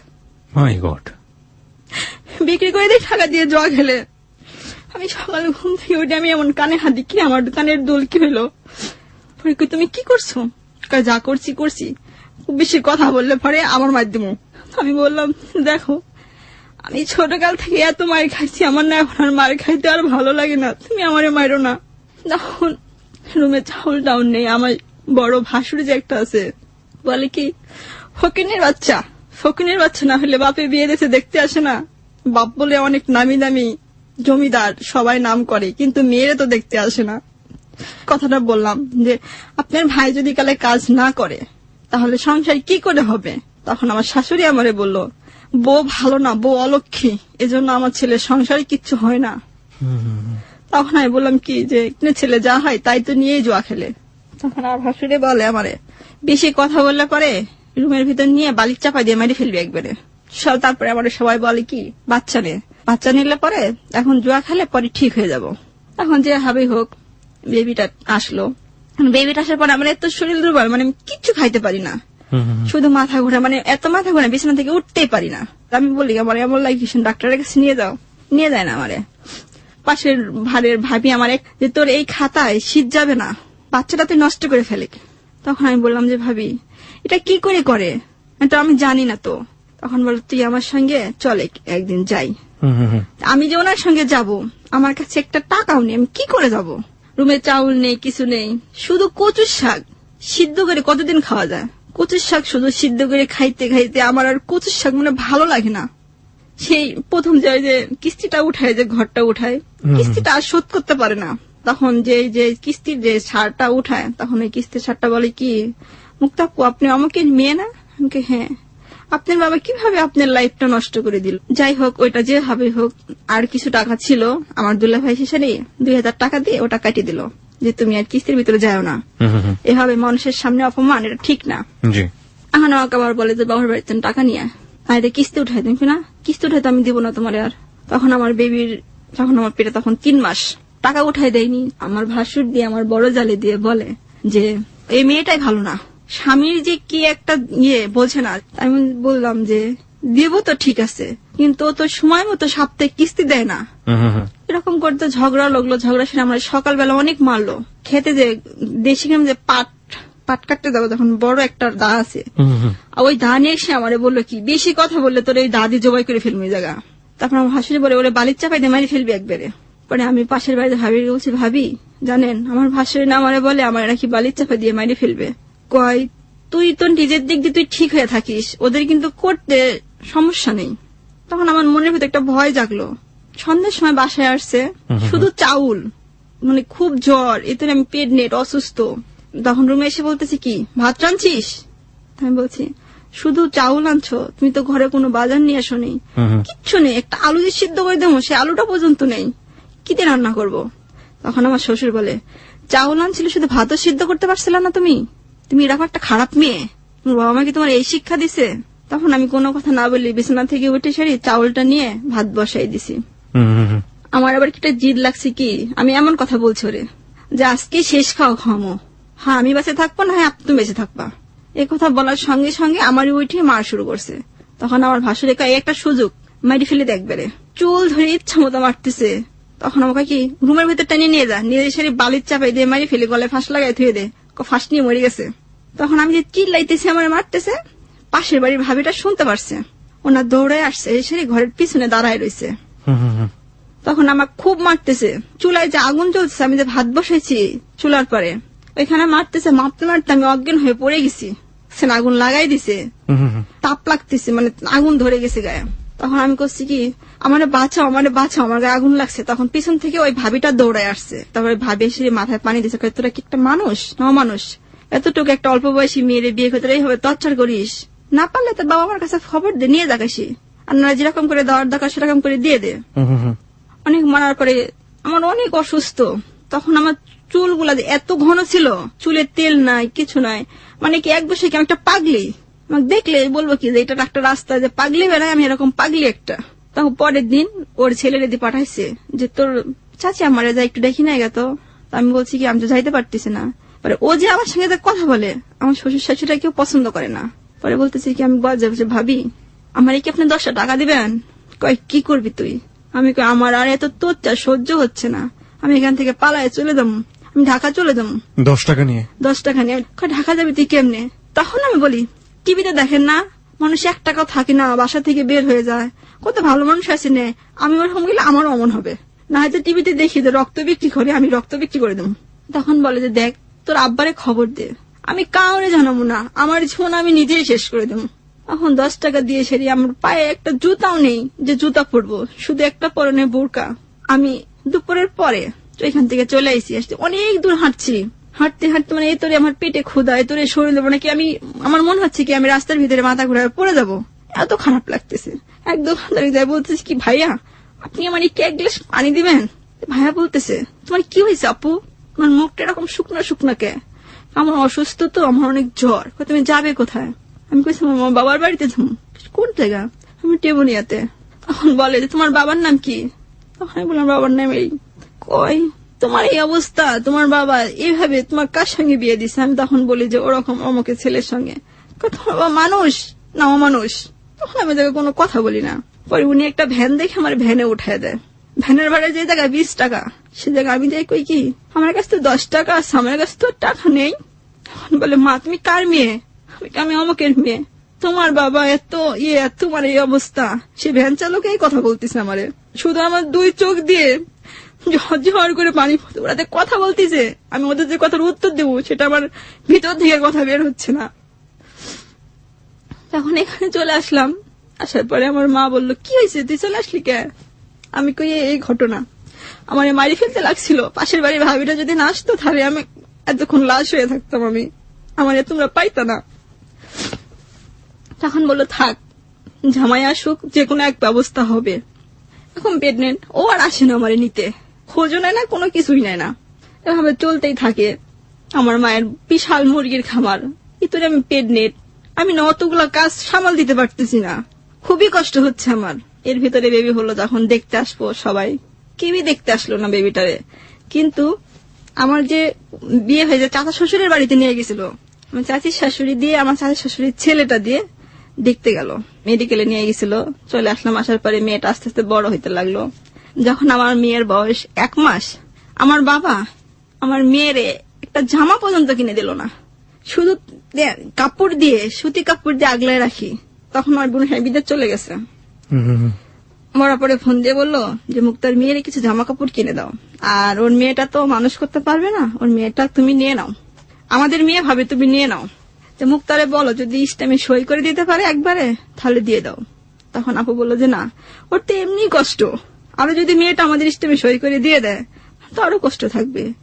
তখন আহমদুল্লাহ বলে সবকিছু করবো আমি, আর ওরে মা বলে ডাকবে এটা হবে না। তখন বর্ষা বলে যে না, মেয়েটা আমরাই মানুষ করবো, কিন্তু ওরে মা বলে ডাকার অধিকারটুকু দাও। আচ্ছা ঠিক আছে। এখন মেয়েটা যখন 6 মাস, গরুর দুধ, আমার মা দুধ রাখে না, আমার ছোট যে বোনটা আছে চুরি করে দুধ নিচে খাটে নিচে লুকায় রাখে, চুপি চুপি আমার মেয়েটারে খাওয়ায়। এমন করতে করতে মেয়েটা যখন 1.5 বছর বয়স হয়, তখন আমি আমার মার ওইখানেই খালি মনে মনে ভাবি আমি যদি গেলে কোথাও একটা কর্ম করতে পারতাম তো আমার নিজের লাইফটা মনে হয় আমি নিজে সাজাইতে পারতাম। আমার মেয়েটা নিয়ে জামাই কোনো খোঁজ খবর নিত না আপনার? কোনো না, কেমই না। তারপরেতে একদিন দেখি কি যে আমার মেয়েটা ভাত খাবে, আমার আব্বুরে বলে ওর মেয়ে যতগুলা করে ভাত খায় দিনে 1 কেজি 1.5 কেজি চাউল লাগে। আপনার বাবা সেটা বলে? আমার মা বলে আমার বাবারে। ওকে। আমার বাবা ঈদের সময়, আমার ছোট একটা ভাই থাকে আমার মেয়ের 3 বছরের বড়, ওর জন্য ঈদের জামা কাপড় নিয়ে আসে, আমার মেয়ের জন্য নিয়ে আসে না। মনে মনে ভাবি আব্বুকে আমার মেয়ের জন্য একটা 50 টাকা দিয়েও জামা আনতে পারিনি। পাশের বাড়ি একটা চাচি আছে, বলে তোমার মেয়ের জন্য কি আনছে? আমার মেয়ের অনেক জামা কাপড় আছে, আমার মেয়ের লাগবে না। তখন ওই চাচি দুধ বিক্রি করে কিছু টাকা জমায়, আমার মেয়েরে কি করে একটা ফ্রক জামা বানিয়ে দেয় ঈদের সামনে, আর আমার বোন কিছু জামা কাপড় দিয়ে দেয়। তারপর আমি কিছু কষ্ট মনে করি না যে আমার মা মনে হয় এরকম ঠিক গেছে। তো ছোটকালে যখন মারতো তখন আমার স্কুল ছিল মায়ের কবরের পাশে, আমি যা যা কবরের সাথে দাঁড়ায় দাঁড়ায় কান্দাবার কইতাম মা তুমি এই কবর থেকে উঠে এসে আমারই নিয়ে যাও। আমার মার কবরের সামনে যায় দাঁড়ায় দাঁড়ায় আমি অনেক কাঁদছি স্কুল থেকে। তারপরে আমার মেয়েরা যখন খাইতে দেন, আমার মেয়ের অনেক অসুখ হয়, তখন আমার দুলাভাইয়ের কাছে আমার বড় বোনে ফোন দেয় যে দেখো মুক্তার মেয়ের না অনেক অসুখ, মুক্তারি নিয়ে আমাদের এখানে চলে আসো। চলে যাই আমি আমার বোনের এখানে। বড় শাশুড়িও খুব দরজাল, বড় বোনের উপর অনেক টর্চার করে, স্বামী নেই বিদেশ থাকে। আমার আবার শাশুড়ি অনেক অনেক কথা বলে, বিয়ে করছে আমার ছেলে একজন, খাওয়াই 3 জন, আমার ছেলেকে এখানে ভান্ডার খুলে বসছে খাওয়ানোর জন্য মানুষের। তখন আমি বললাম যে আপু কত মানুষ তো ঢাকায় কাজ করে, আমার মেয়েও তো এখন 1.5 বছর হয়ে গেছে, যে তুমি আমার মেয়েটাকে রাখো, আমি ঢাকায় চলে যাই। ঢাকায় যাই কি করবি? কেন গার্মেন্টসে চাকরি করে কত মেয়েরা, আমি কি করতে পারবো না? আমিও করতে পারবো। তখন আমার বাড়ির পাশে একটা কাকা থাকে, কাকারে বলি কি কাকা আপনি ঈদে আসছেন আমারই নিয়ে যাবেন? কয় তুমি কি কাজ করতে পারবা? আমি মানুষের বাড়ি যদি গেলে আয়ার কাজ করতে আমি তাও করবো, তাও আমি এখানে থাকবো না। আর পরে আমার ওই কাকার সঙ্গে আমি ঢাকায় চলে আসি। আসার পরে কাকা একটা মেয়ের কাছে নিয়ে এসে রাখে, ওইখান থেকে আমি কাজ করতে থাকি। এখান থেকে কিছু ঘটনা আছে পিছে, যে যখন আমার বেবিটা থাকে তখন আমি বুঝতে পারি না অবশ্য আমার বেবিটা পেটে, তখন আমার এই মায়ের মানে আমার খালার জরার নাড়িতে ঘা হয়, ক্যান্সার জাতীয় অসুখ হয় জরায়ুতে, যেটা আপনার মায়ের হয়েছিল। আমি প্রথমেই বলেছিলাম যেটা একটা ছোঁয়াচে রোগ, এটাকে বলা হয় সেক্সুয়াল ট্রান্সমিটেড ডিজিজ, এসটিডি বলে এটাকে। এটা আসলে একজনের হলে তিনি যার সংস্পর্শে যাবেন তারও হবে, সেলিফিস বা গনেরিয়া যেটাই বলি না কেন। আপনার বাবার এটা ছিল এবং যে কারণে আপনার মায়ের ছিল, এখন ফাতমা যিনি খালার তারও হয়েছে। তখন একদিক দিয়ে অ্যাপেন্ডিসাইট, একদিক দিয়ে দুইটা অপারেশন একবারে হবে, ব্লাডের দরকার। তখন ব্লাড কোথায় পাবে? তখন আমার ভাই আমার এখানে গেল, যার পরে সেদিন আমার অনেক মারছে। মারার পরে আমি মামার বলতে আপু কি কামড়ে তো অপারেশন করতে হবে, মেডিকেলে নিয়ে গেছে। তোরে কে পাঠাইছে? আব্বু পাঠাইছে তোমার নিয়ে যাইতে। ঠিক আছে, দুলা হয়তো কাজে গেছে, তুমি ওদের সঙ্গে যাও, যাই সারি বলো। বলে আসছে, আমি ওর সঙ্গে চলে আসছি। দাদি আমার চাচিরা সবাই দেখতে যাবে, আমি ওদের সাথে যাব। আমার মার ব্লাডের গ্রুপ হচ্ছে বি নেগেটিভ। আচ্ছা। আর আমার আব্বুর রক্তের গ্রুপ বি পজিটিভ, বোরাপড় মানে সবারই বি পজিটিভ, বি নেগেটিভ রক্ত নাই। তখন শুধু আমার রক্তটা পরীক্ষা করা বাদ আছে। আর আমার এক মামার রক্ত বি নেগেটিভ, তার যে আপন বোন সে রক্ত দেবে না। মামা দিবে না মানে হচ্ছে আপনার মার ভাই? আপন বোনের সমস্যা, তাও আপন ভাই ব্লাড দেবে না। তারপরে এত কিছু করার পরও আমার মায়ের আমরা অনেক ভালোবাসি। হুম হুম হুম। অনেক। তারপরে তো যখন ব্লাড পরীক্ষা করলো, আমার দুলাভাই কোত্থেকে জানি এক ব্যাগ রক্ত জোগাড় করলো, যে আমার এক বন্ধু আছে ওর রক্ত বি নেগেটিভ, ও এক ব্যাগ রক্ত দিতে শিকার হয়েছে, আর এক ব্যাগ রক্ত কোথায় পায়। তখন আমার ব্লাড টেস্ট করলো, আমার রক্ত AB নেগেটিভ। হুম হুম হুম। তখন ব্লাড ব্যাংকে ফোন করলো যে রক্তের বদলে কি রক্ত দেওয়া যাবে। কি রক্ত? মানে আমার রক্ত বাদে, মানে আমার আব্বু বললো আমার শরীর থেকে রক্ত নেওয়ার কথা, আব্বুর শরীর থেকে। হুম হুম তো বলছে না, আমাদের ব্লাড ব্যাংকে বি পজিটিভ রক্ত অনেক পড়ে আছে, হুম হুম। এটা লাগবে না। যদি অন্য কোনো গ্রুপ থাকে তাহলে বলেন, একটা রক্ত আছে AB নেগেটিভ, হ্যাঁ এটা দিলে দেওয়া যায়। তখন আমি প্রেগনেন্ট অবস্থায় আমি 1.5 ব্যাগ রক্ত দিয়ে 1 ব্যাগ রক্ত নিয়ে আসি আমার মায়ের জন্য, এই সৎ মায়ের জন্য, এই সৎ মায়ের জন্য। আমি যখন আপনার সাথে খারাপ ব্যবহার করতো। তারপরেও this is the hardest reality, প্রিয় শ্রোতা। তারপর আমি তো বলছি যে আমি শুধু একটু মুখের ভালোবাসার জন্য অনেক কিছু করছি, শুধু এতটুকুই আমার কাছে, তোরা আমার একটু ভালোবাসা দে, শুধু একটু ভালোবাসা। আপনি ঢাকায় আসার কথা বলছিলেন, আমি বুঝতে পেরেছি আপনি কেন অতীতে ফিরে গিয়েছিলেন। খুবই বেদনাদায়ক। ওকে, ঢাকায় ফেরার পর এর আগেও আমার বাবার সঙ্গে একবার আমার দুলাভাইয়ের জমি বিক্রি করে বিদেশ পাঠায়, টাকা নিয়ে করে।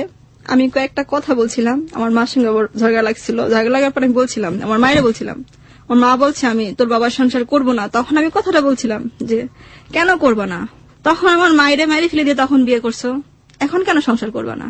তখন ভালো লাগছিল, এখন কেন ভালো লাগে না? আগে যদি ভালো লাগছে এখনো লাগতে হবে। আমার বাবা বলে আমিও সংসার করব না। আমি তোমাদের করতে হবে, কেন তোমরা এমন করো এখন? তখন আমার মায়েরে মায়ের ফেলছিল, তখন ভালো লাগছিল না। দুই এক কথা অনেক ঝগড়া লাগার পরে আমার বাবা আমার মায়ে আমারে বাসায় গিয়ে আমার বাবা আমারে মাথার উপরে মারে, এখন পর্যন্ত আমার এখানে সেলাইয়ের দাগ আছে। বাঁশ দিয়ে এমন মারে, আমার মাথা ফাটি, এই দিক দিয়ে রক্ত ঝোজায় পড়ে, সবাই দেখে বলে কি বাপ না কষাই। তখন আমাকে মেডিকেল নিয়ে আমার মাথায় 6টা সেলাই দেয়। আমি মাথা নিয়ে কতদিন উঠতে পারি না, মানে আমার কিছু স্মরণ শক্তি থাকে না এখন পর্যন্ত। তখন থেকে আমার বাবারে আমি একদম পরিত্যক্ত করে দেই, কোনোদিনও সম্পর্ক রাখবো না, কোনোদিনও না। বাবা গেল, স্বামী গেল, এবং আপনি নিজের সন্তানের জন্য ঢাকাতে পাড়ি জমিয়েছেন। পরিকল্পনা হচ্ছে যদি বাসায় বুয়াও থাকতে হয় তবুও কাজ সন্তানের করবো। জন্য কিছু কাজ করে কিছু কাজ পয়সা করতে রোজগার হবে। করবেন। তারপর আমি ঢাকাতে চলে আসলাম, এখন গার্মেন্টসে চাকরি নিলাম। কোন গার্মেন্টসে ছিলেন মনে আছে? হ্যাঁ, কোথায় এটা? প্রথম মিরপুর 1 নম্বরে ডিপ্লোমা গার্মেন্টস এসে আমি প্রথম জয়েন করি কত সালে? 2010-এ। 2010 4 বছর হচ্ছে আমি ঢাকাতে আসছি। 2010-এ। ওকে। নভেম্বর মাসের 3 তারিখে জয়েন করি এখানে। জয়েন করার পরে আমি 1 মাস ডিউটি করার পর আমার খুব অসুখ হয়, খুব জন্ডিস, আমি অনেক আক্রান্ত হই। তখন আমার নিজের ধারণা যে আমি বাঁচবো না, মারা যাব। হুম হুম হুম। অনেক কিছু করার পরে আল্লাহ ভালো করার মালিক, এখন ভালো হয়। ওইখান থেকে ওইখানে যে একটা আমাদের কাজের যে দায়িত্বে একটা মানুষ থাকে, সবাই আমাদের ভালোবাসে অনেক। তখন আমি বললাম কি ভাইয়া, আপনি কি কাজের কোনো পথে আমার একটু শিখাইবেন? মানে আমার আগ্রহ যে আমি তাড়াতাড়ি কি করে কাজগুলো শিখবো। জি। ওইখান থেকে কিছু কাজ শেখার পর আমি ওইখান থেকে ট্রান্সফার করে অন্য জায়গায় যাই, যে বেশি কিছু টাকা যদি পাইতাম। এখানে তো মাত্র 2500 টাকা। 2500 টাকা আমি কি করব? আমার মেয়েকেই দেব? আমি এখানে খাবো না কি করব? ওইখান থেকে চলে আরেকটাতে আসি, আসার পরে চাকরি করতে থাকি। চাকরি করতেছি মানে তো এরকম ছেলেরা কত কিছু, আমি এতটুকুই শুধু ছেলেদের ঘৃণা করি। ছেলেদের ভিতরে যে একটা ইয়ে আছে, আমি কখনো লাইফ মানে ইয়ে করি না, যে না আমার জীবন আর কখনো কোনো ছেলের ভিতরে আর জড়াবো না, আমার বাকি জীবনটা আমি এভাবেই কাটাই দেবো। কেউ যদি আমার জিজ্ঞাসা করে যে তুমি এখানে কে কে থাকো, হাজবেন্ড আছে? আমি বলে না। কোথায়? বলি কি আমার বেবিটা যখন 1 মাসের পেটে তখন আমার হাজবেন্ড বিদেশ চলে গেছে, আর এ পর্যন্ত আসেনি। এই কথাগুলো বলে আপনি নিজের মতো করে চলতেন? আমি এবং এই সময়টাতে আপনার হাজবেন্ড আপনার প্রতি কোনো খোঁজ খবর কোনো খোঁজ খবর নেই। আপনার বেবির বয়স তখন কত ছিল যখন আপনি ঢাকাতে পাড়ি জমিয়েছেন? তখন আমার বেবির বয়স ছিল 1 বছর 7 মাস। এই 1 বছর 7 মাসের মধ্যে হাজবেন্ড কোনো খোঁজ না। খবর নেয়নি? বেবিটাকে দেখতে এসেছিল? কখনো না। বেবিটাকে এই সময়টাতে কখনো দেখতে এখন আসেনি? পর্যন্ত আমার মেয়ে যদি গেলে এখন আপনি প্রশ্ন করেন যে মামুনি তোমার আব্বুকে, বলবো আমি জানি না। প্রিয় হ্যাঁ মুক্তা, তারপর যখন ঢাকায় চলে আসলাম 3 মাস হওয়ার পরে আমার স্বামীর বাড়ি থেকে যখন শুনতে পারলো যে আমি ঢাকায় চলে আসছি, তখন ওরা নাকি আমার নামে কেস করলো যে আমি নাকি ওদের বাড়ি থেকে 50,000 টাকা দামি গহনা টহনা নিয়ে পালায়ে চলে আসছি। তখন আমার বাবার নামে কেস করলো সামান্য। তখন আমার বাবা বলল এই 1 বছর পরে 2 বছর পরে কি নামে কেসটা কি করলো? কেস করলো, বাড়ি থেকে টাকা পয়সা নিয়ে পালায়ে চলে কত আসছি। টাকা? 50,000 টাকা, আরো 1 ভরি স্বর্ণের গহনা। ওকে ওকে, দ্যাটস রিয়েলি ফানি। ওকে, তখন আমার বাবা বললো যে ভাত পাই নাই, আমার মেয়ের 50,000 টাকা নিয়ে আসছে। তারপর এখন কোর্টে তো হাজির হতে হবে। 10 টাকা নিয়ে বের হয়েছিলেন, সেই 10 টাকাও অন্য কারো কাছ থেকে ধার করিনি আমি। আজ পর্যন্ত সে 10 টাকা সে ব্যক্তির এখনো আমি দেই নাই। তখন আমি আমারে বললো যে তুই ঢাকা থেকে চলে আয়। আমার বড় বোনে বললো কেন? ও বলছে যে ডিপোজ চায় তোর কাছ থেকে, তাই ওরা কি বিয়ে করবে। আমি কি আজ পর্যন্ত বিয়ে করিনি কিছু জন্য আমি কি মানা করছি? আমি ওরে ডিপোজ দেবো না। ওরে বলো ও আমার স্বামী হিসেবেই থাকবে। আমার মেয়ে, আমি যে তার স্ত্রী, কখনো আমি সেই দাবি নিয়ে দাঁড়াবো না। তা আমি বলতে পারবো যে না আমার স্বামী আছে। তখন আমার এই ভিতরে এই বিবেকটা আসলো। ওরা বললো যে না ডিপোজ চাই। তখন আমার জিদ লাগলো, আচ্ছা ঠিক আছে আমি আসতেছি, ডিপোজ দিয়ে দেবো। তখন আমি ওইখানে 3 দিনের ছুটি নিয়ে বাসায় এসে সেরি কোর্টেও হাজির হই না, কোথাও হাজির না, শুধু একদম কাজী অফিসে যা, এখান থেকে আমি ডিপোজ দিয়ে দেই। চলে আসার 1 সপ্তাহ পর শুনি যে ও আরো আগে বিয়ে করছে। মানে আপনি থাকা অবস্থায়? আমি থাকা অবস্থায় সে বিয়ে করছে। সেই যে বউটারে বিয়ে করছে সেই বউ প্রেগনেন্ট। শুধু এতটুকু বললাম যে ও ভালো থাক, দোয়া করি। চাকরি করতে লাগলাম। চাকরি করতে করতে আমাদের অফিসে একটা গ্যালজাম লাগলো। লাগার পর এখান থেকে আর কি চাকরিটা ছেড়ে দিলাম। গাজীপুরে তো আমার এক বান্ধবী থাকে, আফরোজা নাম। ওরে বললাম যে তোর যাই কি আমার নিবি? যে আমি তো এখানে লাভ ম্যারেজ করে বিয়ে করছি, কথা কেউ জানে না, তুই কাউরে বলবি না। ঠিক আছে, আমি তোর কখনো কাউরে বলবো না। এখানে আসলাম। আসার পরে এক অফিসে চাকরি নিলাম। চাকরি নেওয়ার পরে যে ফিনিশিং এর ইনচার্জটা, প্রথম আমার দেখতেই পারতো না, খুব খারাপ ব্যবহার করতো, কি বকাবকি করতো ভাষা খারাপ করে। তখন কিছুদিন পরে উনি আমার অনেক আদর করে। বুঝতে পারি না কেন আদর করে, হঠাৎ করে কেন এত আদর করে। রাইট। ছুটি হওয়ার পরে শুক্রবারের দিন বন্ধ, দুপুরবেলা ফোন দিয়ে বলতেছে মুক্তা অফিসে আসো, কিছু কাজ আছে, বিদেশ থেকে ভাইয়ারা আছে, শিটমেন্ট যাবে, কিছু কাজ করতে হবে। তখন আমি মনে করেন বোরকা পরে সবসময় মাথায় স্কার্ফ পরে কাজ করতাম। স্কার্ফ কখনো খুলতাম না মাথা থেকে। সেদিন আমি দুষ্টামি করে কি চুলগুলা ছাড়ি দিয়ে এরকম কালো একটা ছোট্ট টিপ পরে অফিসে আসছি। আসার পরে মানে ওনার চোখে ভালো লাগছে, লাগার পর আমার সাথে ভালো ব্যবহার করা শুরু করছে। ওনার কিন্তু বউ আছে, 2টা মেয়েও আছে, আমার চেয়েও 10-15 বছরের বড়। তখন একটা আমার বান্ধবীরা বললো, তা আমি সেটা সম্ভব না, কখনো এটা হয় না, এটা যেটা হবার না সেটা না। বান্ধবীরা বললো? বান্ধবীটার কাছে ওই বসটা শেয়ার করছে, আপনাকে পছন্দ করে এর কথাটা বলতে। আমি বললাম কি না। তখন আমার মেয়েটা বললো যে দেখ, তুই যদি কাল এই কথা না বলিস তাহলে তোর উপর এখানে কাজ করতে পারবি না, তুই তোর উপর টর্চার করবে, যা বলে তুই খালি হ্যাঁ হ্যাঁ বলে যাবি। তখন আমি বললাম কি আচ্ছা ঠিক আছে। পরে আমি আমার বলে তোমার কি ফোন আছে? আমি বলি না আমার ফোন নেই। আমি তোমার একটা ফোন কিনে দিলে তুমি কি নিবা? আমি বলি না। তখন আর বান্ধবীটা বলে তুই না বলছিস কিন্তু তুই হ্যাঁ বল। তখন বললাম না রে, ফোনটা যদি নেই, যদি কোনো অ্যাক্সিডেন্ট ঘটে যায় তখন কি হবে? আর কিচ্ছু হবে না। আমি আচ্ছা ঠিক আছে। ফোনটা কিনে আমার বান্ধবী দিয়ে দেয়।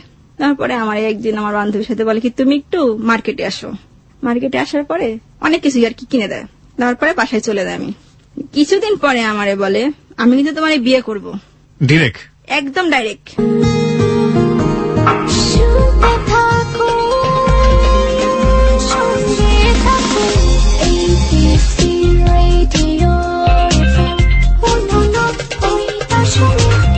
This track was downloaded from FusionBD.com.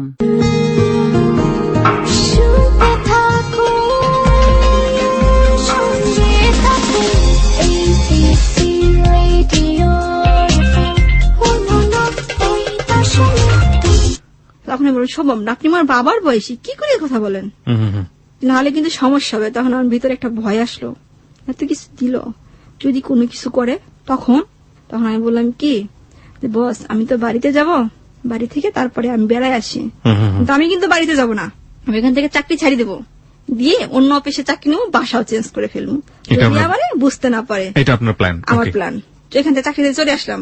আসার পরে অন্য অফিসে চাকরি নিলাম। এখানে ভালো চাকরি করতেছি, মানে এখানে জিএম এর বাড়ি আর আমার বাড়ি পাশাপাশি। যখন পরিচয় হলো জিএম আর এজিএম সবাই অনেক আদর করে, সবাই বলে যে মেয়েটা অনেক ভালো, নর্ম, সুন্দর। তখন মানে যে কোনো ভাইয়ার আসে কাজের জন্য, যখন ইনভিটেশন করতে যায় রুমে, গ্লাস রুমে, তখন আমারে ডাকে। যে কোনো ভাইয়ার আসলে, কখনো যদি কালে মনে করেন যে কাজের সমস্যা হয়েছে, পরে শিটমেন্ট হবে, রাত্রের 12টা 1টা বাজে আমার ফোন দেয় যে আজকে শিটমেন্ট আছে, ছুটি হয়ে গেছে, তুমি আসো। আর 2টা মেয়ে আছে আমার সঙ্গে, আমার এক বান্ধবী রিপা, আমি আর একটা মেয়ে। আমরা আসতাম, এসে কাজ টাজ করে চলে যেতাম। কিন্তু আমাদের অফিসে যে পিএম ছিল একটা, জি।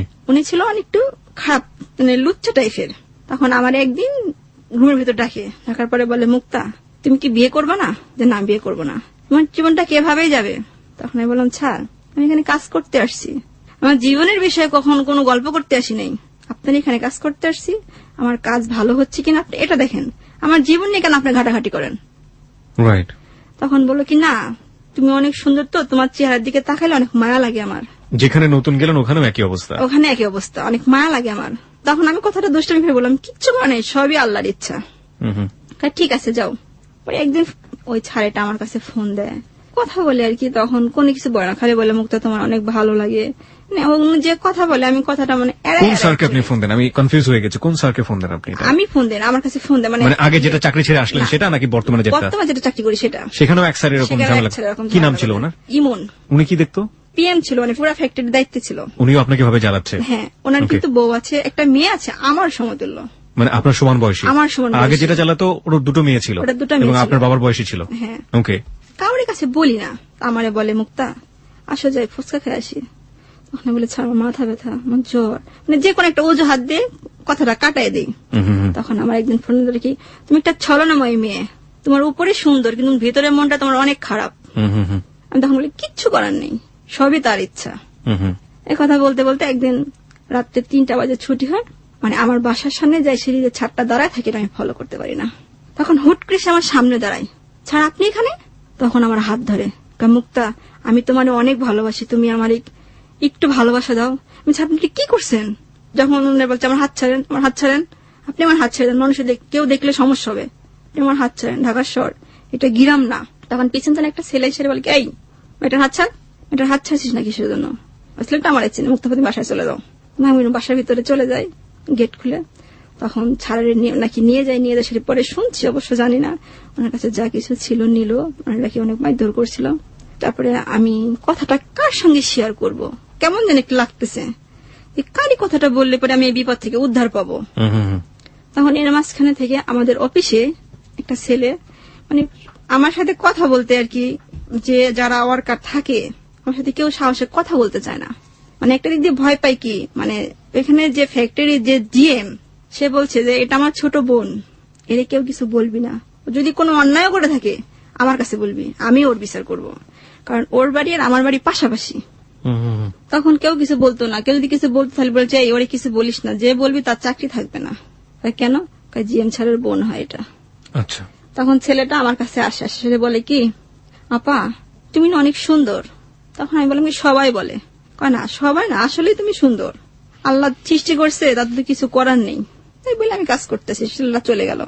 সবার ভিতরে ছেলেটা গরু জবাই দিছে। আমার বলছে, আপা মাংস নিবেন?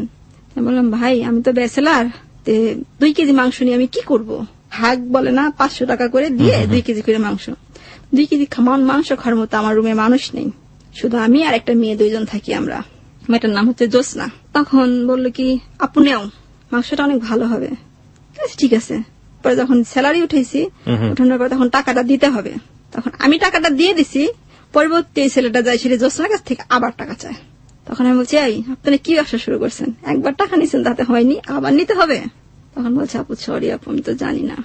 এরকম করতে করতে ছেলেটা তখন আমার সাথে কথা বলতে বলতে আমার বলে, কি আপু তোমার না আমার বোনের মতো লাগে দেখতে। তাই আমি বলছি, আমি তো আপনার বোনই। আমি আপনার বোনই। অফিসের ভিতরে আমি অনেক দুষ্টামি করি। তোমার মন খারাপ থাকলে বলতাম যে, এই মন খারাপ পরিষ্কার, তুই আমার দিকে দেখ, আমার মা নেই, তোদের তো মা আছে, তোদের কত আদর করে, আমার তো কেউ নেই, তোদের অসহায় হলে মায়ের কাছে ফোন দিস, তোর মা দৌড়াই আসে দেখার জন্য। কথা বলে ওদের মনটা ভালো করি। তখন আমি কাজ করি, টেবিলের নিচে এসে ভাইয়াটা বসে বলে, কি আপা তোমার আমি বোন বানাবো। আমি ওই বোন তো বানাইছেন, আর কি বোন বানাবেন? এমন বোন না। কেমন বোন? যেমন এক মায়ের পেটের ভাই বোন থাকে এমন। তা আমি তখন বললাম যে, আচ্ছা ঠিক আছে, যখন মায়ের পেটের বোন, তার উপরে তার কোনো কথা থাকে না। ঠিক আছে, আপনার ফোন নাম্বারটা তাহলে আমারে দেন। আচ্ছা ঠিক আছে, ফোন নাম্বারটা আমি দিলাম। ফোন দেয়, কথা বলে, আপু কেমন আছো, এই বৃত্তান্ত। পর হঠাৎ করে একদিন এসে আমারে বলে, আপু তোমার কাছে আমি কোনো জিনিস চাইবো, তুমি আমারে দিবা? তখন আমার মনে সন্দেহ আসলে কি রে বোন বলে ডাকি, কি জিনিস চাইবো, এমন কি আছে আমার কাছে। তখন আমি বললাম, কারণ মাথায় হাত রেখে ওয়াদা করতে হবে। ওয়াদা করতে পারি, কিন্তু একটা সত্য আছে। কি সত্য? এমন কিছু চাইবেন না যাতে আমার দেবার মতো স্বার্থ না থাকে। দেওয়ার মতো স্বার্থ যেটা আছে এটাই বলেন, এটাই বলবেন। দেবার মতোই। ঠিক আছে, আপনি যখন আমার বোন বানাইছেন, আপনার মাথায় হাত রেখে ওয়াদা করলাম। তখন আমার বলতেছে, আপনি আমার ভাই দিয়ে ভাবি বানাই নিতে চাই। বললাম, আপনি কি জানেন আমি ম্যারেজড? জানি। বেবি আছে আপনি জানেন? তাও জানি। তাহলে কেন আপনি এরকম প্রশ্ন করতেছেন? কয়, আপু তোমার দেখলে আমার অনেক কষ্ট লাগে, তোমার কষ্টটা যদি আমি একটু শেয়ার করতে পারি। আমি কই, ভাইয়া দেখেন, আমি চিন্তা ভাবনা কখনো বিয়ে করব না। আপনার কাছে তখন মাথায় হাত রেখে ওয়াদা দিয়ে ফেলছে। তাহলে একটা কথা শুনেন, যদি কোনো গ্রামের সহজ সরল ছেলে পান, যে রিক্সা চালায়, দিন মজুর করে, সে যদি আমার সুখে রাখতে পারে, এরকম একটা ছেলে যদি পান, তাহলে আমার বিয়ে দেন। যে শুধু আমারে ভালোবাসে, আমার কষ্টটা ভুলে রাখতে পারবে, তেমনই হবে। তার 15 দিন পরে ওরা আমার এখান থেকে দেখতে আসে। ওর এক বন্ধু, ওর এক চাস্তো ভাই, ওকে, মানে দেশ থেকে দেখতে আসে, মানে ছেলেটা দেশে থাকে। আমি যেটুকু পারি আয়োজন করি। ওরা দেখা টাকার পরে ওরা বলে কি আমার পছন্দ হয়েছে, আমি বিয়ে করব। ঠিক আছে, তখন আমার যে বোন বানায়, যে ছেলেটার সাথে আপনার বিয়ে দেওয়ার কথা হচ্ছে, সেই ছেলেটা তো আপনাকে দেখেনি, দেখেছে তার ভাই, তাই না? ছেলেটা সম্পর্কে আপনি কিছু জানতেন ওই সময়? কিছুই জানতাম না, আমি কিছুই জানতেন কিছুই না। ওকে, তারপর শুধু আমি যে আমার ভাই বানাইছে তারে বলছি, ভাইয়া আপনি এমন কিছু করেন না। দ্বিতীয়ত আমার জীবনে যদি কষ্ট আসে, আমি কিন্তু অনেক কষ্টে মানুষ হয়েছি। আমি এমনও বলছি যে ফোনে ওর সঙ্গে কান্নাকাটি করে এমনও বলছি, ভাইয়া জীবনে কখনো বাবার আদর কি, মারা তো নাই, মারাদর তো বলতেও না, তাও আমি বুঝি নাই। ঠিক আছে, তারপরে তো দেখলো, দেখার পরে চলে গেল ওদের বাড়িতে। ওরা চলে গেল, দেশে চলে গেল। চলে যাওয়ার পরে 1 মাস পর তখন বললো যে ঠিক আছে, যা কিছু লাগে দিয়ে আমরা বিয়ে করব। তখন ছেলেটার সাথে আমি কথা বলি। কথা বলার পরে তখন আমি একটা জিনিস মনে করি, যে ছেলেটার সঙ্গে কখনো দিনে কথা বলবো না, রাত্রে 10টার আগেও কথা বলবো না। গ্রামে যত থাকে 10টার পরে, এমনকি রাত্রে 12টার পরে কথা বলবো আমি। যদি ওর বউ থাকে কাছে, তাহলে তো ফোনটা রিসিভ করতে পারবে না, কথা বলতে পারবে না। আমার মনের ভিতরে সন্দেহ হচ্ছিল আর কি, কেন সে এত জেনে শুনে এরকম একটা মেয়েকে বিয়ে করতে চাচ্ছে। তখন আমি ওরা রাত্রে 2টা বাজে ফোন দিই, 3টা বাজে ফোন দিই। যখন ফোন দিই তখনই কথা বলে। তখন আমি ভাবলাম যে না, প্রতিদিন তো ধরতে গেলে ফোন দিই রাত্রে বেশি, তাহলে তো তখন বউ থাকলে তো এরকম হতে পারে না। গ্রামে যেহেতু এটা শহর না। তখন এমন করতে করতে তখন আমার ওই যেটা ভাই বানালো, ওটা বললো যে তোমাদের বিয়ে দিয়ে দিই। তখন আমি বললাম, ভাইয়া আমার যদি আপনি বিয়ে দেন, তাহলে কিন্তু আমি 1 সেকেন্ডও ঢাকায় থাকবো না, আমি দেশে যাব।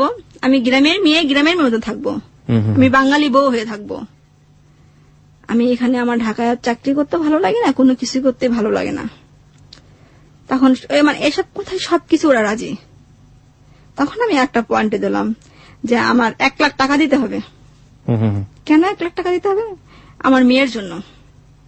আমার মেয়ে যে পরে ভবিষ্যৎ, তখন ওর সঙ্গে বিয়ে হবে, পরেতে বলবে যে মেয়েটা আমি দেখবো না, কিছু না। যদি 1 লাখ টাকা দিতে পারে তাহলে আমি বিয়ে করবো, না হলে করবো না। তখন আমার ওই ভাই বলল কি, বোন আমি তোমার বোন ডাকছি, তোমার জীবনে যদি কোনোদিন কখনো কোনো কষ্ট আছে, আল্লাহ যেন এই কষ্টটা আমার মেয়ের উপরে দেয়। এই জাতীয় কথা বললো। তখন এর উপরে তো কোনো প্রশ্ন আর আসে না।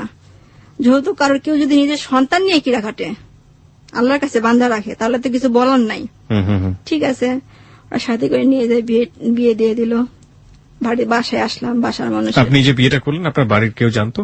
শুধু আমার বড় বোনে জানতো, এছাড়া বাড়ির কেউ জানতো না যে আপনি দ্বিতীয় বিয়েটা করলাম। বিয়ে করে চলে আসলাম। তখন আমি যে দুষ্টামি করে যে অফিসের একটা ড্রাইভারের সঙ্গে কথা বলতাম, ও আমার সাথে কথা বলতো আর কি, আমি আর কি দুষ্টামি করতাম। ও কখনো বলেনি যে আমি তোমার বিয়ে করব, তোমার সাথে সংসার করব, এরকম কখনো কোনো কথা বলেনি, আমিও বলি নাই। জাস্ট শুধু কথা বলি সময়টা কাটানোর জন্য। নিজের কাছে খারাপ লাগে, ভালো লাগে না। অফিস থেকে বাসায় আসি, একই অফিসে চাকরি করি, ও হচ্ছে গাড়ি চালায় আর আমরা কাজ করি। তখন হঠাৎ করে একদিন ও শুনতে পায় যে আমি বিয়ে করছি। মানে যেদিন বিয়ে করছি এই দিনই ও খবরটা পায়। পাওয়ার পর মানে আমার বাসা থেকে অফিস যাইতে 3 মিনিট লাগে, অফিসের সঙ্গে বাসা। তখন মনে হয় ছেলেটা বলছে যে ওর বাসাটা কোথায়। এদিন বিয়ে করি, সেই দিন রাত্রে একটা মেয়ের সঙ্গে ছেলেটা আমার বাসায় আসছে। কোন ছেলেটা? যে ছেলেটার সাথে আমি ফোনে কথা বলতাম।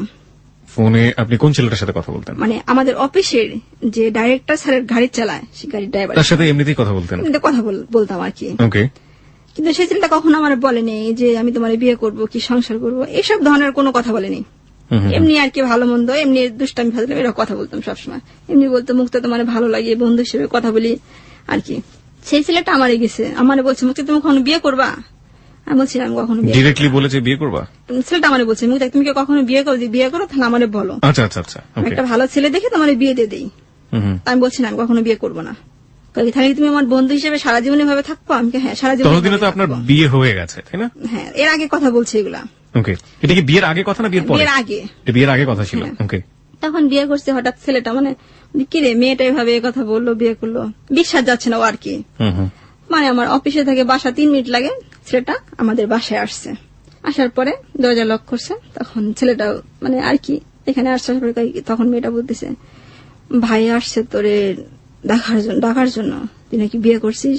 হ্যাঁ করছি, আমি তো কোনো কিছু খারাপ করি নাই, বিয়ে করছি, আমি তো কোনো ছেলে নিয়ে কোনো কিছু বলিও নাই করিও নাই, যেটা ধর্ম মতো আল্লাহ সাক্ষী রেখে বিয়ে করছি, সেটা সবাই জানে। ওইটা আবার আমার হাজবেন্ড প্রথম এইটা দেখছে, মানে সে যে এত চালাক এটা আমি জানি না। উনি বুঝতে পারছে যে ওই ছেলেটার সাথে আমার কোনো সম্পর্ক আছে, ড্রাইভারের সাথে। তখন আমারে বললো ছেলেটা কে রে?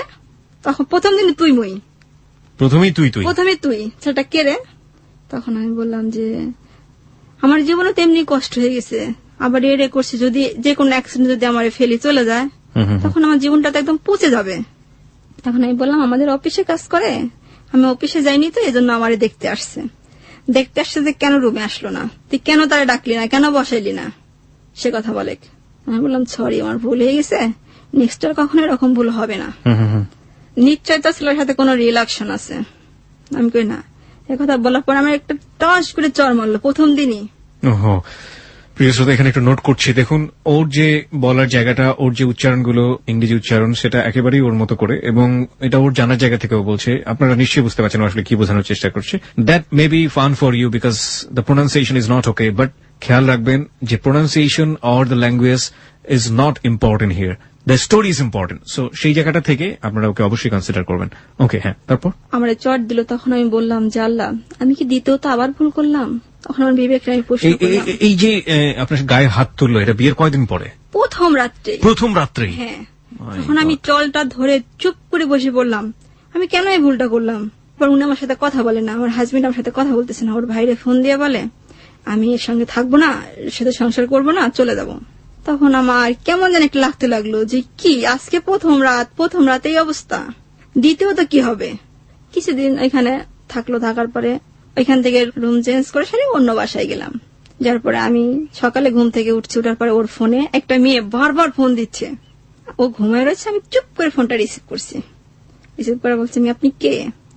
তখন আমার বলছে এটা কার ফোন? এটা মনিরের ফোন না? হ্যাঁ মনিরের ফোন। আপনি কে? বলছে মনিরের ওয়াইফ। ওকে, ফিরতে চাই আপনার কাছে আবারও মুক্তা, তারপর কি হলো যখন বললো আমি তার ওয়াইফ? তখন আমি বললাম যে আপনি ওর ওয়াইফ, ঠিক আছে, আপনাদের কতদিন আগে বিয়ে হয়েছে? 5 বছর আগে বিয়ে হয়েছে, ছেলে মেয়ে আছে, কাছে একটা মেয়ে আছে। তখন আমি বললাম বিশ্বাস করি না আমি। তখন বললাম আপনি বিশ্বাস না করলে কিছু করার নেই, ঠিক আছে আপনার শাশুড়ি আছে না বাসা, আপনি শাশুড়ির কাছে ফোনটা দেন, আমি কথা বলি তার ওনার সঙ্গে। মনির কোথায়? ও ঘুমাচ্ছে তো। আমি তো মনিরের বউ, আপনি কি করে মনিরের বউ হন? তখন আমি কথাটা বললাম ওনারে। কিসের বউ? কার বউ বলতেছে? হ্যাঁ, কোনো বউ নেই আসলে, কিন্তু সে সময় বউ ফোন দেয়নি, ওটা যে মেয়ের সাথে রিলেশন করে সেই মেয়েটা ফোন দিচ্ছে। রিলেশন মানে আপনি যেটা বলছেন রিলেশন, মানে যে মেয়েটার সাথে সম্পর্ক যে মেয়েটার সাথে সম্পর্ক করে, আচ্ছা, সেই মেয়েটা ফোন দিছে আমার কাছে। তখন বললো নাম্বারটা দেখি, আমি দেখো রিসিপি আছে, রিসিপি যে প্রথম নাম্বারটা ওইটাই তোমার বউয়ের নাম্বার। তখন বলছে কি যে এটা আমার বউ না, ওর নাম তো বনি। মেয়েটার নাম ছিল বনি? বনি। ওকে। বড় লোকের মেয়ে, লেখাপড়া করতো, বিয়ে হয়ে গেছে, এখন তারপর আমার সাথে কথা বলে। আমি বললাম তারপরে তোমার সাথে কথা বলে তুমি তারা কেন বিয়ে করলো না? আমার মতো একটা গার্মেন্টস এর মেয়ের তুমি বিয়ে করলা, তোমার জীবনটা কিভাবে তুমি নষ্ট করে দিলা? বড় লোকের মেয়ের বিয়ে করতা, মানে টাকা পয়সা পাইতা। যাই হোক আমি কথা বললাম। তখন আমি তুমি যদি মেয়েটার কাছে ফোন না দাও তাহলে আমি তোমার ভাইয়ের কাছে জানাবো। তখন আমার মেয়েটার কাছে ফোন দিল, দেশে বলছি কি যে বনি আমি তো বিয়ে করছি, তুমি আমার আর কখনো বিরক্ত করো না। আমার বউ ফোনটা রিসিভ করেছিল। তখন মেয়েটা বললো কি আপু সরি, আর কখনো আমি আপনাদের বিরক্ত করব না, আপনি কিছু মনে করেন না, আমারও বিয়ে হয়েছে, আমারও হাজবেন্ড আছে। মেয়েটা যখন নিজের ইচ্ছায় ভুল স্বীকার করলো তখন তো এখানে বলার কিছু নেই। তারপরে হঠাৎ একদিন একটা মেয়ের কাছে বলল, মানে যে ড্রাইভারের সাথে যে আমি কথা বলতাম, সে বলল যে মুক্তার বিয়ে হয়ে গেছে, মুক্তার স্বামী কেমন, মানে ও খালি আমার সন্দেহ করতো। মানে আপনি যাকে বিয়ে করেছিলেন আপনার সেকেন্ড হাজবেন্ড, নামটা কি ছিল? মনির।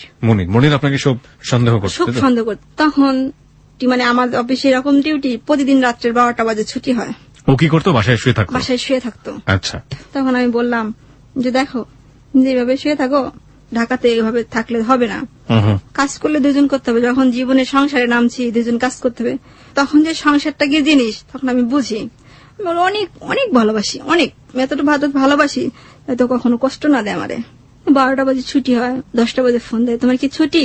আমি বলছি না, ছুটি যে কয়টা হবে তা জানি না, মনে হয় 12টায় ছুটি। বাসায় আসি, বাসায় আসার পরে আমারে বলে 12টা পর্যন্ত ডিউটি করলি না, বড় বড় সাথে সাথে রুমের ভিতরে কোনো কিছু করলি? কোনো কিছু করলাম মানে তুমি কিরকম কথা বলো? যে না, এমনি বললাম। বাসার ভিতরে থাকি, কেউ যদি আমারে বলে যে ভাবি ভালো আছেন, আমার রুমের ভিতরে এসে ধরে মারে, তোর সাথে কথা বলি কেন? তা আমি বাসার ভিতরে থাকি, সবাই একসঙ্গে ফ্যামিলির মতো, কথা তো বলতেই হবে, কয় না? বাসার ভিতরে থাকলে আমি ছাড়া দ্বিতীয় তো কোনো ছেলের সঙ্গে তুই কথা বলবি না। তা আমি দেখো, তুমি যদি কালে এতই সন্দেহ মনে করো, এতই কিছু মনে করো, তাহলে আমার বাড়িতে নিয়ে যাচ্ছ না কেন? তোমার বাড়িতে নিয়ে যাও আমারে, তোমার মতো করে তুমি রাখো, তুমি যেভাবে রাখবে আমি সেভাবে থাকবো, তুমি আমার বাড়িতে নিয়ে যাও, কয় সময় হলে নিয়ে যাবো। এরকম করতে পরে তো ওই মেয়ে ছেলেটা আবার একজনের কাছে বলছে, মুক্তারে বলিস আমার সাথে যেন একটু ফোনে কথা বলে। ওর সাথে না কথা বলতে ইচ্ছে করতেছে। কোন ছেলে? যে ছেলের সাথে আমি কথা বলতাম, ড্রাইভার ছেলেটা। আমি বললাম কেন? মানে আমার স্বামী যে আমার অত্যাচার করতেছে, একটু থেকে একটু সন্দেহ হলে মারধর করে, এরকম করতে, ও কার কাছ থেকে জানি শুনছে, শোনার পরে ফোনে কথা বলতে চাচ্ছে। পরে আমার কাছে ফোন নাম্বারটা আমার কাছে ছিল না, মনে ছিল না, পরে ফোন নাম্বারটা দিছে। পরে আমি না, আমাদের বাসায় একটা রুম খালি, মানে বাসার রুমের ভিতরে বসে কথা বলতেছি। আমার বলছে, মুক্তা তুমি কি বিয়ে করে জীবনে সুখী? তাই বলছি সুখী কি না এটা আমি জানি না, তো মনে হচ্ছে যে আমি অনেক বড় একটা ভুল করে ফেলছি। ওনার কাছে আমি কথাটা বলতেছি। ঠিক আছে, যাই হোক, তুমি যা ভালো বুঝো তাই করো। এটা বলার সঙ্গে সঙ্গে আমার হাজবেন্ড কোথা থেকে যেন আসছে, আসি আমার থেকে থাবা দিয়ে ফোনটা কাই নিছে, নিশে নাম্বারটাও এখান থেকে নিল ওর নাম্বারে। আমার পরে ফোন দিল, কে তুই? আপনি কে? তখন বললো আমি মুক্তার ছোট ভাই। ওকে। মুক্তার সাথে সম্পর্ক কতদিনের? তখন ছেলেটা বললো সাথে সম্পর্ক আমার 1 বছরের। তখন আমার হাজবেন্ড প্রশ্ন করলো, ওনার সঙ্গে আপনার কি কি হয়েছে? তখন ছেলেটা বলতেছে, ওর সঙ্গে আমার কোনো কিছু হয়নি, আমি ওরে অনেক পছন্দ করতাম, ও আমার অনেক পছন্দ করতো, এতটুকুই। আপনি কি ওরে বিয়ে করতে চাইছিলেন? কয় না। তখন আমার বলে, বিয়ে করতেছেন তুই কথা বলছিস কে? তখন আমি বলছি এমনি। এ কথা বলার সঙ্গে সঙ্গে ভাইয়া ওর মাজা থেকে প্যান্টের বেল খুলে আমার এত মারলো, আমি ফ্লোরে ঘোরাঘুরি পারতেছি, তাও আমারে মারতেছে, অনেক মারতেছে, অনেক। সেদিন যে আমার সাথে জোসনা মেয়েটা থাকে, ওই মেয়েটা আমার বাসায় গেছে বেড়াইতে, এত মারতেছে। তখন আমার শুধু একটা কথাই মনে হচ্ছে যে ছোটকাল থেকেও মায়ের খেয়ে আসলাম, এরকম নিজের একটা কাজ করলাম, তারপর আমার মায়ের খাটতে হচ্ছে। আল্লাহ কি আমার কপালে একটু বিন্দু পরিমাণও সুখ লেখেনি? কেন আমার জীবনটা নিয়ে এত খেলা খেলতেছে? ভুলটা কি আমারই? মনে হয় ভুল আমারই। আমাদের বেল দিয়ে এরকম ভাবে মারে আমার শরীরে দাগ হয়ে যায়, বলে তোর মারি ফেলবো, তুই আমাকে বাদ দিয়ে অন্য ছেলের সাথে সম্পর্ক করিস, ভালোবাসিস। ফোন দেয়, ফোন দেখে কে ছেলেরা বল যে আমি আপনারই বিয়ে করব। আমি বলতে চাই না, আমার জোর করে মারে, আমি সে অসহ্যতা সহ্য না করতে পারি। আমি ছেলেরা বলি, আপনি মনে ফোন দিয়ে কথা বলতেন, আপনি কি মনে বিয়ে করবেন? আমি তো মানে বিয়ে করবো কিসের জন্য, তুমি তোমার বন্ধু। তখন আমার আরো মারে, আমারে বলে, বল কয়দিন ওর সাথে কি করছোস, কোথায় গেছোস? আমি বিশ্বাস করো, আমি শুধু কোথাও যাইনি, শুধুমাত্র কথাই বলছি। তখন আমি অফিসে, পরের দিন রোজা, আমি 2 দিন খাই না, না খাই আমি অফিসে যাই। অফিসে যাই, দাঁড়ায় যখন কাজ করতে লাগি, মাথা ঘুরাই, আমি অফিসে পড়ে যাই। অফিসের মেডিকেলে যখন নিয়ে যায়, আমার হাত পায়ে দাগ দেখে, তখন নার্স বলে, এরকম অমানুষের মতো কখনো কাউরে মারে মানুষ না অন্য কিছু? আমার জামাই আমারে বলে, বাড়িতে যাই, আমি কথা বলি না। পরেও আমারে যাই, সেটি কিছুদিন পরে আমার ওই ছেলের সঙ্গে তোর যোগাযোগ করে দিতে হবে, আমার যদি তুই যোগাযোগ না করে দিস তাহলে তোর সঙ্গে আমি থাকবো না। আমি বললাম কি ঠিক আছে, যোগাযোগ করে দেব। পরে ছেলেটা একদিন ফোন নাম্বারে থাকে, আমার অফিসের সামনে যাই সেই ছেলেটা কি করে কি না করে সবকিছু বৃত্তান্ত জানে। ওকে। জানার পরে ছেলেটা রাস্তায় আটকায় ছেলেটা অনেক মারধর করে। আমার হাজবেন্ড? হ্যাঁ, মারধর করে ছেলেটা অনেক রাগিয়ে যায়। কিরে আমি কিছু করলাম না করলাম, শুধু শুধু আমার মারধর করলো। পরে আমার এরকম ভাষায় কথা বলতো, ও আমারে বলতো আমি একটা অবিবাহিত ছেলে, তোর মধ্যে বিবাহিত মেয়েরে বিয়ে করছি, তা তো সৌভাগ্য আমারে বলে। ওকে। আমি কিছু বলি না, কারণ আমি তোর ব্যাপারে কিছু জানি না, চুপচাপ থাকি। তখন আমারে বলে কি তুই তো একটা এভাবে বলে আমারে বকা দেয়। ওকে ওকে। তারপর তখন অনেক খারাপ খারাপ ভাষায় বকা দেয়। তখন আমি বলি তুমি তো তখন দেখছিলা যে আমি একটা খারাপ মেয়ে, কেন আমার সাথে সংসার করতেছো? ভালো যদি না লাগে চলে যাও, কেন রইছো, কিসের জন্য রইছো? তখন কোনো কথা বলে না। তারপরে আমি একদিন অফিসে যাই সারি, একটা মানুষ দিয়ে আমারে উপরে ডাকাইছে যে 5 তলা আমাকে একটা মেয়ে আছে, যাই সারি বলো, মানে ওই ছেলেটার নাম ধরে ডাকাইছে যে অমুক গেটে আসছে, আমার হাজবেন্ড এটা করছে। ওকে। তখন আমার গিয়েছে দেশে একটা লোকে বলছে যে মুক্তাকে, আমি কাপড় না গেটে লোক আসছে। তো বললাম যে ভাই আমার তো গেটে লোক আসার মতো কোনো মানুষ নেই, কে আসবে আমার গেটে লোক? বলছে নুর ইসলাম আসছে। তখন আমি বললাম যে যার জন্য মার খেলাম একদিন, ছেলেটা গেটে আসছে, না আমি যাব না। এটা যদি আমার হাজবেন্ড শুনতে পারে তাহলে আমারে আবার মারবে। আমি বলছি জান আমি কাউরে চিনি না, যাই বলেন। লোকটা এসে বলছে যে সে কাউরে চেনে না। লোকটা আবার পাঠাইছে, যা বলেন আর্জেন্ট দরকার।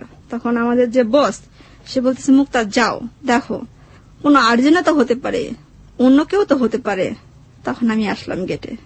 বিশ্বাস করবেন ভাইয়া, যখন আমি গেটে আসলাম, ওই গেটের ভিতরে ঢুকি, অফিসের সবার ওইখানে আরো মানুষ আছে, ওইখানে আমার 3-4টা চর মারলো সবার সামনে। চর মানে আমারে বললো ও ভালোবাসার মানুষের নাম শুনছো না, সেজন্য দৌড়ায় নামে আসছো। তখন আমি এখানে আর কিছু বলি না, যে অফিসের ভিতরে আমি তো কিছু বলতে পারি না। মানে ওই ছেলেকে মনে করে আপনাকে নিচে নামিয়ে সে আলটিমেটলি টেস্ট করে দেখতেছিল যে আসলে কি অবস্থা। তখন সবাই বলল যে তুমি কি শিক্ষিত না অশিক্ষিত, তোমার পারিবারিক ফ্যামিলির সমস্যা, তুমি বাসাই করবা, তুমি কেন অফিসের ভিতরে মেয়েটারে ভাবে টর্চার করে মারলা। তখন আমি উপরে চলে গেলাম, চলে আসলাম। আসার পরে 2 দিন পরে আবার আসছে, আসি সেরি মানে আমার রাগ দেশের বলছে যে আপনার গেটে লোক আসছে ডাকে। আমি বলছি যে আসুক, আমি আর দিতে তো কোনো গেটে দেখা করবো না। পরে আমি আসি না অনেকক্ষণ। তারপরে মানে বলছে কি আজকে 5টা বাজে তুই ওই ছেলেটারে আমার সামনে আনিয়ে দিবি, যদি না দিস তোর অনেক মায়ের আছে তোর পিঠে। তারপরে আমি বললাম আচ্ছা ঠিক আছে আনিয়ে দেবো, তোমার যেটা ভালো হয় তুমি সেটাই করো। আমার ডাকছে, আমি আসি নাই। বলছে 5টা বাজে আজকে ছুটি নিয়ে আসবি। পরে আমি আমার বসের বলছি বস আমার 5টা বাজে ছুটি দেন তো। আচ্ছা মুক্তা তুই এরকম হয়ে যাচ্ছিস সে দিন দিন। তা আমি করি এমনি ভালো লাগে না, তাই মানে কারোর কাছে আমি কথাটা বলতে পারতেছি না যে আমার স্বামী আমার উপরে এরকম অমানসিক অত্যাচার করতেছে। তারপরে যেদিন যে বেলটা দিয়ে মারে তার আগের দিনে জোস্তা মেয়েটা আমার বাসায় আসছে। ও বাসায় তো ওরে বলছে তুমি সোয়েটারে কাজ শিখো। সোয়েটারে কাজ শিখছে, অফিসে না যায় তো আমার কাছ থেকে 500 টাকা নিছে, নিয়ে মেয়েটারে ঘুমের ওষুধ খাওয়াইছে। সে মেয়েটার ইউজ করছে আমার বাসায় আমার রুমে, আমি তো অফিসে।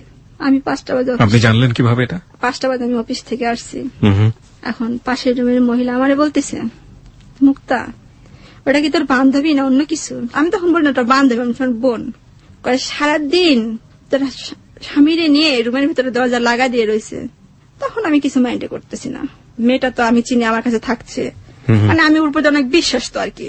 তখন মেয়েটারে আমি ডাকতেছি, আইজস না গোসল করছিস? কয় না গোসল করি নাই। ওরে যে ঘুমের ওষুধ খাচ্ছে, অনেক ঘুমায় ঘুমায় কথা বলতেছে। দুল্লা ভাই আমার বলে গেল এখনই গোসল করতে হবে না, আরো পরে গোসল করো। তখন আমার মনে ভিতরে ঘুম বসলো, মানে কেমন জানি লাগলো কি রে দুলা ভাই কেন ধরনের কথা, দুলা ভাই বল কেন এই কারণে কথাটা বলবে। তখন আমার নিচতলায় আমার বান্ধবী 3 তলায় থাকি, নিচতলা বান্ধবী এসে বললো কি জানিস মুক্তা তোর হাজবেন্ড না দোস্তের সঙ্গে আমি দেখছি। ওকে, আমরা বুঝতে পারলাম যে ধরনের অনাকাঙ্ক্ষিত অনৈতিক ঘটনাগুলো ঘটেছে। তারপরে রাত্রে মানে আমি আমার হাজবেন্ডকে বলছি ছি তুমি এত নোংরা, তুমি এত নিচু, তোমার ঘরে তোমার বউ কি ওর চেয়ে খারাপ দেখতে, তুমি এ কাজ করলা। কয় দেখো মুক্তা তুমি আমার সন্দেহ করো না, ওরে আমি বোনের চোখে দেখি। ঠিক আছে, আমি আর দিতে তো কোনো কথা বললাম না, যে কারণ মানুষের বাড়ি কথাটা বললেই কথা বেশি হবে। আমি চাপা দিয়ে রাখলাম কথাটা, চাপা দিয়ে রাখলাম। সেই রাত্রে এই ঘটনাটা ঘটলো। ঘটার পরে আমি নিচে ফ্লোরে আমার মারছে, আমি গড়াগড়ি পারি, আর সেই মেয়েটাই নিয়ে খাটের উপর শুয়ে রয়েছে একসাথে 2 জন। আমি চুপচাপ, আমি বলছি যে ভালোই তো, এটা কি হচ্ছে তোমার? আমার বোনের মতো। আমি এখানে জোরে করে নিঃশ্বাস ফেলতে পারতেছি না, কিছু বলতে পারছি না, বললেই আমারে মারবে। এই মেয়েটা তো আপনার বান্ধবী ছিল? আমার বান্ধবী ছিল। তখন আমি সকালে উঠলাম, ওইটা অফিসে চলে গেলাম, ওরা দুইজন ঘুমাইতেছে। পরে একদিন এরকম নিচে ডাক লাগার পর আমার বাসায় নিয়ে আসলেন শেষেরই। আমার অনেক ভয় লাগতেছে, আমার ছুটি নিয়ে আসতে বলছে 5টা বাজে, আমি নিয়ে আসি নাই। পরে 7টা বাজে ছুটি দিছে। আমি আগে আগে চলে আসছি, তো পিছে পিছে মানে বাঁশের গাছ থেকে একটা কুঞ্চি নিল মোটা, আমার ওইটা দিয়ে মারবে। আমার অনেক ভয় পাচ্ছে, আজকে তো আমার কি মারবে আমি মনে নিজেও জানি না। পরে নিয়ে এসে আমার মারতে লাগলো, আমি ভয়ে পলায় চলে গেলাম এক জায়গায়। ওইখান থেকে আমার আবার ধরে নিয়ে আসলো, নিয়ে এসে আমার এভাবে মারলো।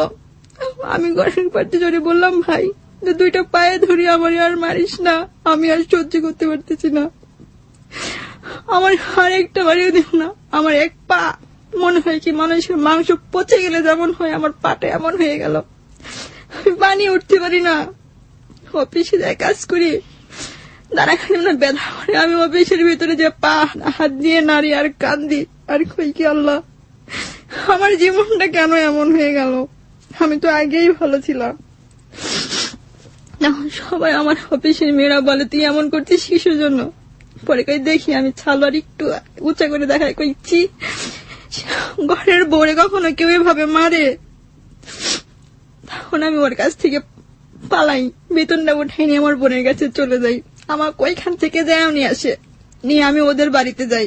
যাওয়ার পরে এখন ওইখানে গেছে, সবাই বলে এত সুন্দর একটা মেয়ে, এই মেয়েটার জীবন কিভাবে নষ্ট করলো। মানে ওদের ধারণা ছিল যে ওরা আমারে বিয়ের কথা কয়ে বিয়ে করবে, বিয়ে করে নিয়ে এসে ইন্ডিয়াতে বিক্রি করে দেবে। মানে ওরা ইন্ডিয়ান স্মাগলিং এর ব্যবসা করে। তখন আমার হাজবেন্ড আমার দেখার পরে দেখে যে না, এরকম একটা সুন্দর মেয়েরে বিক্রি করবো কিভাবে। তখন ও পরিকল্পনা করে আমি বিয়ে করে ওরে রাখবো, ঢাকাতে থাকি, ওর কাছে কিছুদিন থাকবো, এদিক ওদিক ঘুরবো, এভাবে আমার জীবনটা কাটি যাবে। কিন্তু আমি তো এভাবে ধারণা করি নাই। বাড়িতে নিয়ে যাই, সবাই 2-1 কথা বলতে বলতে আমি শুনতে পাই যে ওর বউ আছে, বাচ্চা আছে। বিশ্বাস করুন মায়া, তখন আমার মনে হইল কি আমি এই জায়গায় নদীতে ঝাঁপ দিয়ে পড়ে মারা যাই। আমার যদি আমার মেয়েটা না থাকতো, আমি সেই সময় নিজে আত্মহত্যা করতাম। দাম একটা না, পরে পাশের এক বাসার এখানে দাঁড়াইছি, বলে যে আবুই সুমার না 5টা বউ। ওটা বউ? 5টা বউ। আমি কই আবুই সুমাকে? আবুই সুমার নামই মনির, ওরে সবাই গ্রামের আবুই সুমা বলে চেনে। মানে এই মেয়েগুলোকেও স্মাগলিং করে ইন্ডিয়াতে পাঠিয়ে দিত, তাই তো বলছেন আপনি? তাহলে ওই সম্পর্ক করে অন্য মানুষ দিয়ে ইন্ডিয়াতে মানুষ পাঠাইতে, কিন্তু ও বিয়ে করছে ইন্ডিয়া থেকে একটা মেয়ে এসে বিয়ে করছে। ও যে প্রথম ওর বাবা যে ওরে বিয়ে দেয়, ওই বউয়ের একটা ছেলে আছে। ছেলে থাকার পরে ওই বউ রাখি ও আরো 2টা বিয়ে করে, কোনটার সাথে 6 মাস, কোনটার সাথে 3 মাস থাকার পরে ওই বউগুলা চলে যায়। মানে ও যেরকম তচ্চার করে, বউ ধুয়ে অন্য মেয়ে মানুষ নিয়ে করে, তখন বউগুলা থাকে না, চলে যায়। আর আগেরটা তো ডালাক দিয়ে দেয়। পরে যারা একটা মেয়ে বিয়ে করে, এই মেয়েটা একটা বাজে মেয়ে ছিল আর কি। মানে ও যায় সেই মেয়েটার কাছে, সবাই জানতে পারে, জানার পরে গ্রামে সালিশ সবকিছু করে বিয়ে দেয় ওর সঙ্গে। এটার ঘরে 2টা মেয়ে। তখন আমি বললাম, আল্লাহ আমি এটা কি করলাম? আমার ভাইয়া বোন মানে এটা কি করলো? কোন সাগরে আমারে ফেলে দিল? আর ওর বাড়িতে যে যাই, আমি থাকবো, একটা থাকার ঘর পর্যন্ত নেই, কিচ্ছু নাই। ইন্ডিয়া বর্ডারের কাছে বাড়ি। তখন আমি বললাম যে আমি এখানে থাকবো না, আমি চলে যাব। তখন আমার বড় পরে আমি চুপি চুপি ফোন দিলাম। আমার বড় পরে আমি এ পর্যন্ত জানে না আমার বড় বোনে যে ওর আর একটা বউ আছে, এখন পর্যন্ত জানে না। এই জন্যই বলি না যে আমার বোন কষ্ট পাবে।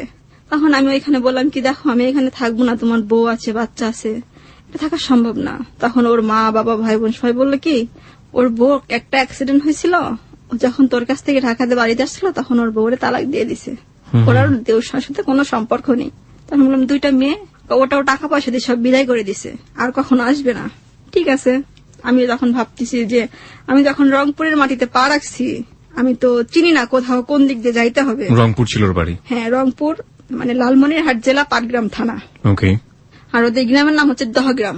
আমি যাবো কি করে এখান থেকে, যে আমি একা একা চলে যাব, সে রাস্তা তো আমি চিনি না। তখন এখন বললাম কি না, আমি এখানে থাকবো না, আমি চলে যাবো। কোথায় যাবে? ঢাকা যাবে। ঢাকা যাবে একটা প্রেম করার জন্য? আমি তুমি নোংরা কথা বলো কিসের জন্য? তোমার ভিতরে কি মনুষ্যত্ব নেই? তুমি কি ভালো হইতে পারো না? তখন এক বাড়িতে নিয়ে আমারে রাখলো। মানে ওদের বাড়ির এখান থেকে আবার বললাম এই বাড়িতে থাকা যাবে না, তোমাকে এই পরিবেশে রাখলে তোমার ভালো লাগবে না, তোমাকে আমি অন্য জায়গায় বাসা ভাড়া করে রাখবো। ঠিক আছে। ও আমার ওইখান থেকে মিনিমাম আরো 50 টাকা ভাড়া লাগবে, তখন অত দূরে নিয়ে যাবে রাখলো। ওইখানে থাকতে লাগলাম। দোকান দেবে, ওয়ার্কশপ, কাজ জানে। আমি বললাম বড়পা এমন তো দোকান দিচ্ছে, ওর বোন তো 10,000 টাকা দিছে, আর আমার যদি কিছু টাকা দিতা তাহলে ভালো হইতো। আমি 50,000 টাকা নিয়ে দিই, মানে আমি যে চাকরি করছি, যে টাকাটা জমাইছি, সেখান থেকে আমরা 50,000 টাকা নিয়ে দিই, কর্ম করুক, ভালো হোক। ওর একটা বন্ধু আছে সেলিম নাম, তখন ও আমার সাথে শেয়ার করে, ভাবি তোমার জীবনটা তুমি নষ্ট করছো। আমি কই কি ভাইয়া, আমি দেখি ওরা ভালো করতে পারি কিনা। তখন আমি 50,000 টাকা নিয়ে দিলাম। ও করে কি আমারে রাখি, 50,000 টাকা আমি নিয়ে দিছি। ও যাই সিঁড়ি ওর ওই বোর শ্বশুর বাড়ি গেছে, যাই বোর কাছে থাকছে, জামা কাপড় কিনে নিয়ে গেছে 2 মেয়ের জন্য, সবকিছু করছে। কিন্তু ফ্যামিলিতে সবাই বলছে বউটা তালাক দিয়ে দিছে। এখানে মোটরসাইকেল এখানে ভাড়াই চলে। তখন ওই মোটরসাইকেল নিয়ে বউ নিয়ে এসে বাড়িতে নিয়ে আসে। বাড়িতে এসে টাকা হাতে আছে, সবকিছু কিনে বউ আমার নতুন করে সংসার করে দিছে বাড়িতে, ওদের বাড়িতে। আর আমাকে অন্য বাড়িতে ভাড়া রাখছে। রাখার পরে তুমি কোথায় গেছিলাম? আমি ইন্ডিয়ায় গেছিলাম কাজে, মানে ওরা ইন্ডিয়াতে কাজ করে, ওই এলাকার মানুষ। আপনি যখন জানলেন যে ওর 5টা বউ, তখন ওকে কোনো ধরনের কোনো কোশ্চেন করা? অনেক বলছি, কিন্তু ওর মুখ থেকে কোনো কথা বের করতে পারি নাই, বলছে মিথ্যা কথা। আর এই ব্যাপারগুলো যখন আপনি জানছেন, যখন আপনার সাথে অত্যাচার হচ্ছে শারীরিক ভাবে, যে ছেলেটির কারণে আপনি এই ছেলেকে বিয়ে করলেন, ওর ভাই, ছোট ভাই, তাকে কখনো আপনি কোনো কোশ্চেন করেননি? তাকে আমি আজকেও ফোন দিয়ে বলছি, আমার শুধু একটাই কথাই বলে, বোন তুমি আমারে দায়ী করো না। আমি দায়ী করবো না, এর বিচার আপনার আল্লাহ করবে। আপনি কেন আমার জীবনটা নষ্ট করলেন, কিসের জন্য করলেন? আমি ভালোর জন্যই করছি। ও ভালোই। এটা ওই ছেলে কাজ করে না এখন আপনার সাথে? না, এখন কাজ করে না। ওকে। 2 দিন 3 দিন নাই, আমার কাছে থাকে 2-3 দিন, পরে আমি ইন্ডিয়া যাই, বর্ডারে যাই কাজ করতে। তখন বলে তুমি কাজ করো, টাকা কোথায়? তুমি যে কাজ করতে যাও 3-4 দিন যে থাকি আসো রাত্রে, কি রাত্রেই তো কাজ। আমার আর কি বোঝায়। আমি ভাবছি যে আমি তো কখনো জানি না যে ইন্ডিয়াতে কি কোন ধরনের কি ব্যবসা হয়, কি কাজ হয়। কয় যে ইন্ডিয়া থেকে যে মাল বের হয় বাংলাদেশে আসে, এগুলো তো রাত্রে পাচার হয় সব। তো টাকা কোথায়? দেখ কথা বলতে আমাকে আবার এখানে মারা, মানে 2-3টা চর থাপ্পড়। তখন যে বাড়ির আপাটা থাকে, ওই আপাটা যায় বলে, শোন মুক্তার গায়ে একটা হাতও দিবি না, তুই এতদিন যা মারছিস, এখন আর মারবি না। তখন আমি একদিন সকালে ফোন দেই, ওর বউ ফোন রিসিভ করে। আপনি কে? তখন বলে আমি ওর বউ। আপনি ওর বউ কেন? আমি তো ওর বউ। আপনি কে? তখন বিশ্বাস করো না ভাই, আমি এত জোরে চিল্লা একটা কাঁদছি, আমার কান্দা শুনে পাশের রুম থেকে ওই আপা চলে আসছে। কি হয়েছে মুক্তা? আমি আপা এটা কি বলতিছে, এটা কি শুনলাম আমি? মানে আমি যে ফোনটা খালি ওই কথাটা বলছে, চিল্লানি দিয়ে ফোনটা ধরে চুপ করে রয়েছে। আমি হাও বলি না, নাও বলি না, মানে আমি দ্বিতীয় যদি কোনো কথা বলবো আমার ভাষায় আমি খুঁজে পাচ্ছি না। তারপর আমি অনেকক্ষণ পরে বললাম কি আপনার কাছে কয়দিন হয়েছে গেছে? 3 দিন। মানে আমার কাছ থেকে 3 দিন গেছে। তখন ওর মেয়ে বলতেছে, আম্মু তুমি আব্বুরে ডাকো, আমি দোকানে যাব। তখন দেখলাম আসলে সত্য ঘটনাটা। তখন আমি আমার ওই যে বাড়ির সাথে কি আপাটা বললো, তুমি কোন জায়গায় থাকো, কোন হিসাবে? ওদের বাড়ির ঠিকানা দিল। তখন আমি বললাম আচ্ছা আমি যদি এখন যাই তাহলে কি সরাসরি আপনারা এখানে পাবো রে? তখন আমার প্রতি ঘৃণা আসলো। ছি, আমার তখন মনে ছিল যে আমি যদি নিজ হাতে জবাই করতে পারতাম তবে আমার মনে হয় ভালো লাগতো। মানে অতিরিক্ত ঘৃণা আসলো তখন তার প্রতি আমার। তখন আমি বললাম যে না, এইভাবে জীবন চলে না, আমার জীবন আমি নিজে বেছে নিই। তখন এই বাড়ি থেকে একটা মেয়ে ছিল, বাড়ি এলার মেয়ে, তখন আমার 1000 টাকা দেয়। পরে টাকা নিয়ে আমি পালায়ে চলে আসি এখান থেকে। ওখান থেকে আপনি পালিয়ে চলে আসেন? ওখান থেকে আমি পালায়ে চলে আসি। পালিয়ে কোথায় আসেন? আমার বড় বোনের ওইখানে আসি। আসার পরে তখন আমার পিছে পিছে খুঁজতে আসে, তখন অনেক খোঁজাখুঁজি করে, তখন পায় না, তখন আমার বোর কাছে থাকে। আচ্ছা, এই যে বড় বোনের এখানে আসলেন, আপনার বড় বোনের বাড়ির ঠিকানা উনি জানতো না? না, জানতো না। কতদিন ঘর সংসার করেছিলেন ওর সাথে? আমি ওনার সাথে ঘর সংসার করতেছি 1 বছর 8 মাস। এই 1 বছর 8 মাসের মধ্যে আপনার মেয়েটাকে উনি কখনো দেখেছে? কখনো দেখেনি, আমার মেয়ের সঙ্গে কোনো কথাই বলেনি। ওকে। আপনার বড় বোনের কাছে এসে আপনি কি বললেন যে আপনার হাজবেন্ড কি করেছেন? কাছে বললাম যে দেখো এরকম কাজ কাম করে না, আমার অনেক অত্যাচার করে, মারধর করে, আমি এই জন্য চলে আসছি। তারপর বড় বোন কি বললো? কি করবে, তোর কপালটা মনে হয় খারাপ। এটা কবে ঘটেছে? এটা 5 মাস। 5 মাস যাবত। এখন আপনি কি করছেন? এখন আমি বর্তমান চাকরি করতেছি। কিসের চাকরি করছেন? গার্মেন্টসে। গার্মেন্টসে কাজ করেন? কতক্ষণ কাজ করতে হয় আপনাকে গার্মেন্টসে? আপনি আমাকে রুটিনটা বলেন, আপনার দিনের সকাল রুটিন। 8টা থেকে রাত্রের 1টা পর্যন্ত। আপনি আমাকে দিনের রুটিন বলেন। সকালবেলা ঘুম থেকে উঠে আপনি কি করেন? সকালে আমি 6টা বাজে ঘুম থেকে উঠি, রান্না করি, খাওয়া দাওয়া করি, সকাল 7টা বাজে অফিসে বের হয়ে যাই। আপনি একা একা থাকেন বাসাতে? না, আমার একটা বোন আছে, মামাতো বোন। ওকে নিয়ে আপনি সাবলেট থাকেন? ওকে। তারপরে বের হওয়ার পরে কটায় অফিসে ঢোকেন? অফিসে 8টায় ঢুকি। আচ্ছা, ঢোকার পরে সারাদিন কাজ করি, 1 ঘন্টা লাঞ্চের টাইম দেয়, কটা থেকে কটা পর্যন্ত? 1টা থেকে 2টা পর্যন্ত। তারপর লাঞ্চের পরে? লাঞ্চের পরে 1টা পর্যন্ত রাত্রে। রাত 1টা পর্যন্ত কাজ করেন? হ্যাঁ, 1টা পর্যন্ত। সকাল 8টা থেকে শুরু করে রাত 1টা পর্যন্ত। সপ্তাহে কয়দিন? 7 দিন। সপ্তাহে 7 দিন, কোনো ছুটির দিন নাই? 6 মাসেও 1 দিন ছুটি পাই না। তার মানে রাতের এই যে 6 ঘন্টা 7 ঘন্টা এই সময়টাতে আপনার ঘুমের টাইম, 1টা থেকে ছুটি কাজ করে তো আপনি বাড়িতে ফেরেন, ফিরতে ফিরতে আপনার আধা ঘন্টা 1 ঘন্টা লেগে যায়। আমি 1টা বাজে ছুটি লাস্ট এসে 2টা বাজে 2:30 বাজে, কারণ গাড়ি পাই না। তো আমি ওইখানে কত টাকা বেতন পান মাস শেষে? 9,000 10,000 এমন। এই টাকাতে কয় টাকা আপনি নিজে ব্যয় করেন, কয় টাকা আপনার সন্তানের নিজে জন্য? ব্যয় করি কয় টাকা, 2700 টাকা রুম ভাড়া দেই, নিজে খাওয়া দাওয়া আছে, আর বাড়িতে মেয়ের জন্য 2,000 টাকা পারি, 3,000 টাকা পারি, যাই হোক এরকম। আর আপনার মেয়ে আপনার বোনের কাছে মানুষ হচ্ছে? হ্যাঁ। ওনার কি কোনো ছেলে মেয়ে আছে? ওনার একটা ছেলে আছে। আপনার মেয়ের বয়স কত এখন? এখন 7.5 বছর চলতেছে। ও জানে আপনার জীবনের গল্পগুলো? না, জানি না। ও জানে ওর বাবাকে? না, তাও জানে না। ও আপনাকে জিজ্ঞেস করে না ওর বাবাকে? হ্যাঁ, জিজ্ঞাসা করে, বলে মাম্মু সবার বাবা আছে, আমার বাবা নেই। আমি বলি বাবা অনেক মারা গেছে। সবাই যদি জিজ্ঞাসা করে বাবা কই, বাবা মারা গেছে। জীবনে কোনদিন এসে দেখেও নি? না, বাবা বলে কোনদিন ডাকেইনি কাউরে। This is called the story of life. আপনি কেন বলতে আসলেন আমাদের কাছে জীবনের গল্পটা?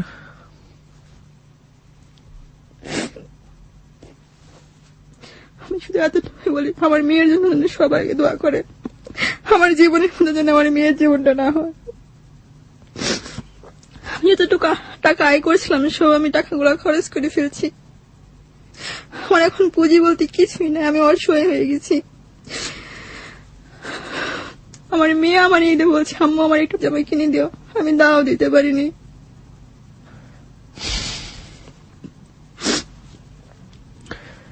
আমরা কি বলবো, নাথিং টু সে। লজ্জায় মাথা নত হয়ে যায় যে আমরা আসলে মানুষ এবং আমরা দাবি করি আমরা সৃষ্টির সেরা জীব, আশরাফুল মখলুকাত, এবং এই মানুষেরই আচরণ কখনো কখনো পশুর আচরণের চাইতে ভয়াবহ হতে পারে। এই হচ্ছে আমাদের মুক্তা। সকাল 8টায় অফিসে ঢোকে, রাত 1টার সময় অফিস ছুটি হয়, 2টো 2:30টার দিকে বাসায় ফেরে। সে দিনের আলো মাসের পর মাস কখনো দেখতে পারে না। মাস শেষে যে বেতন পায় তার 2,000 টাকা চলে যায় তার মেয়ের ভরণ পোষণের জন্য, আর বাকি টাকা দিয়ে সে কোন রকম টেনে হিচড়ে তার সংসার চালায়। এই মানুষটার জীবনে আর কোনো স্বপ্ন নেই, একটাই মাত্র স্বপ্ন, তার মেয়ের জীবনটা যেন কখনো তার মতো না হয়। এবং মুক্তার বয়স মাত্র 25 এবং তার মেয়ের বয়স হচ্ছে 7.5। এবং মুক্তা তার বাবাকে যেভাবে দেখেছে সেটা একটা দুঃসহ স্মৃতি। আর মুক্তার মেয়ে, আপনার মেয়ের নামটা একটু বলবেন? সুরাইয়া। সুরাইয়া। মুক্তার মেয়ে সুরাইয়া সে বাবাকেই দেখেনি, তার বাবা বেঁচে আছে, এবং যদি জিজ্ঞেস করে আমার বাবা কই, তাহলে মুক্তা বলে তোমার বাবা মারা গেছে। This is the hard reality, প্রিয় শ্রোতা, কিছু বলার নেই। এটা তো একটা যে আপনার মেয়ের জন্য আপনি দোয়া চাইতে এসছেন সবার কাছে। আর কোনো কারণ কি আছে যে কারণে আপনি হ্যালো 8920 এসছেন? আমি শুধু এতটুকু বলি, কোন ছেলে মানুষ যেন এভাবে কোন মেয়ের জীবন নষ্ট না করে। আর আমার স্বামীর কাছে আমি এতটুকুই অনুরোধ করি, আমি ওরে এখনো ভালোবাসি। ওর জন্য আমি ওর অভিশাপ করে শুধু একটাই আমার ইচ্ছা, তুমি আমার পরে কোনো দ্বিতীয় মেয়ের জীবন আর নষ্ট করো না। ওর কাছে আমার অনুরোধ, ও যেন কোনো মেয়ের জীবন নিয়ে এভাবে আর ছিনিমিনি না খেলে। কিছু ফেসবুকের কমেন্টস আমরা পড়তে চাই। অনেক অনেক কমেন্টস আমরা পেয়েছি ফেসবুকে। পবিত্র কুণ্ডু লিখেছে, মুক্তার জীবনের গল্প শুনে চোখের পানি ধরে রাখতে পারিনি, মানুষের জীবন এত দুঃখের কেন? মুক্তা কি কখনো সুখের দেখা পাবে না? একটা প্রশ্নবোধক চিহ্ন। কবির হোসেন লিখেছে, মুক্তার খালা এবং বাবা মুক্তার জীবনের এই পরিণতির জন্য দায়ী, মানুষ এত নিষ্ঠুর কেন হবে? নুপুরের ঝঙ্কার নামের এক বন্ধু লিখেছে, যেই সৎমা এত কষ্ট দিয়েছে সেই মায়ের জীবন বাঁচাতে নিজের রক্ত দিয়ে মুক্তা অনেক মহৎ কাজ করেছে, তোমাকে স্যালুট বোন। আয়ুব খান নামের এক বন্ধু লিখেছে, মুক্তার প্রথম স্বামী যে আচরণ করেছিল তা ছিল অনেক পাশবিক, আর দ্বিতীয় স্বামী তো মানুষ নামের অযোগ্য। হায় রে ভাগ্য, মানুষ কোথায় নিয়ে যায়। শিউলি মালার নামের এক বন্ধু লিখেছেন যে মুক্তার মতো লাখো গার্মেন্টস শ্রমিক এইভাবে কষ্ট করছে, বিনিময়ে তারা শুধু লাঞ্ছনা পাচ্ছে। ইলিয়াস মোল্লা নামের একজন লিখেছেন, মুক্তার ছোট্ট মেয়েটির জন্য দুঃখ হয়, সত্যিই যেন মুক্তার মতো কষ্টের জীবন সে না পায়। কাকলি দাস লিখেছেন, এতটা খারাপ আচরণ করবার পরেও দ্বিতীয় স্বামীর প্রতি মুক্তার ভালোবাসার কথা শুনে অনেক বেশি অবাক হলাম, আসলেই মানুষ ভালোবাসার কাঙ্গাল। সঞ্জিদা জামান রুমকি একজন লিখেছেন, পরিবারের সৎমা এবং পিতার অত্যাচার, প্রথম সংসারে স্বামীর নির্মম নির্যাতন, দ্বিতীয় স্বামীর ছলনা, কর্মস্থলে হয়রানি, এত সব কষ্টের পরও মুক্তা বেঁচে আছে তার ছোট্ট মেয়েটির জন্য। আল্লাহ যেন ওদেরকে ভালো রাখেন, আমিন। প্রিয়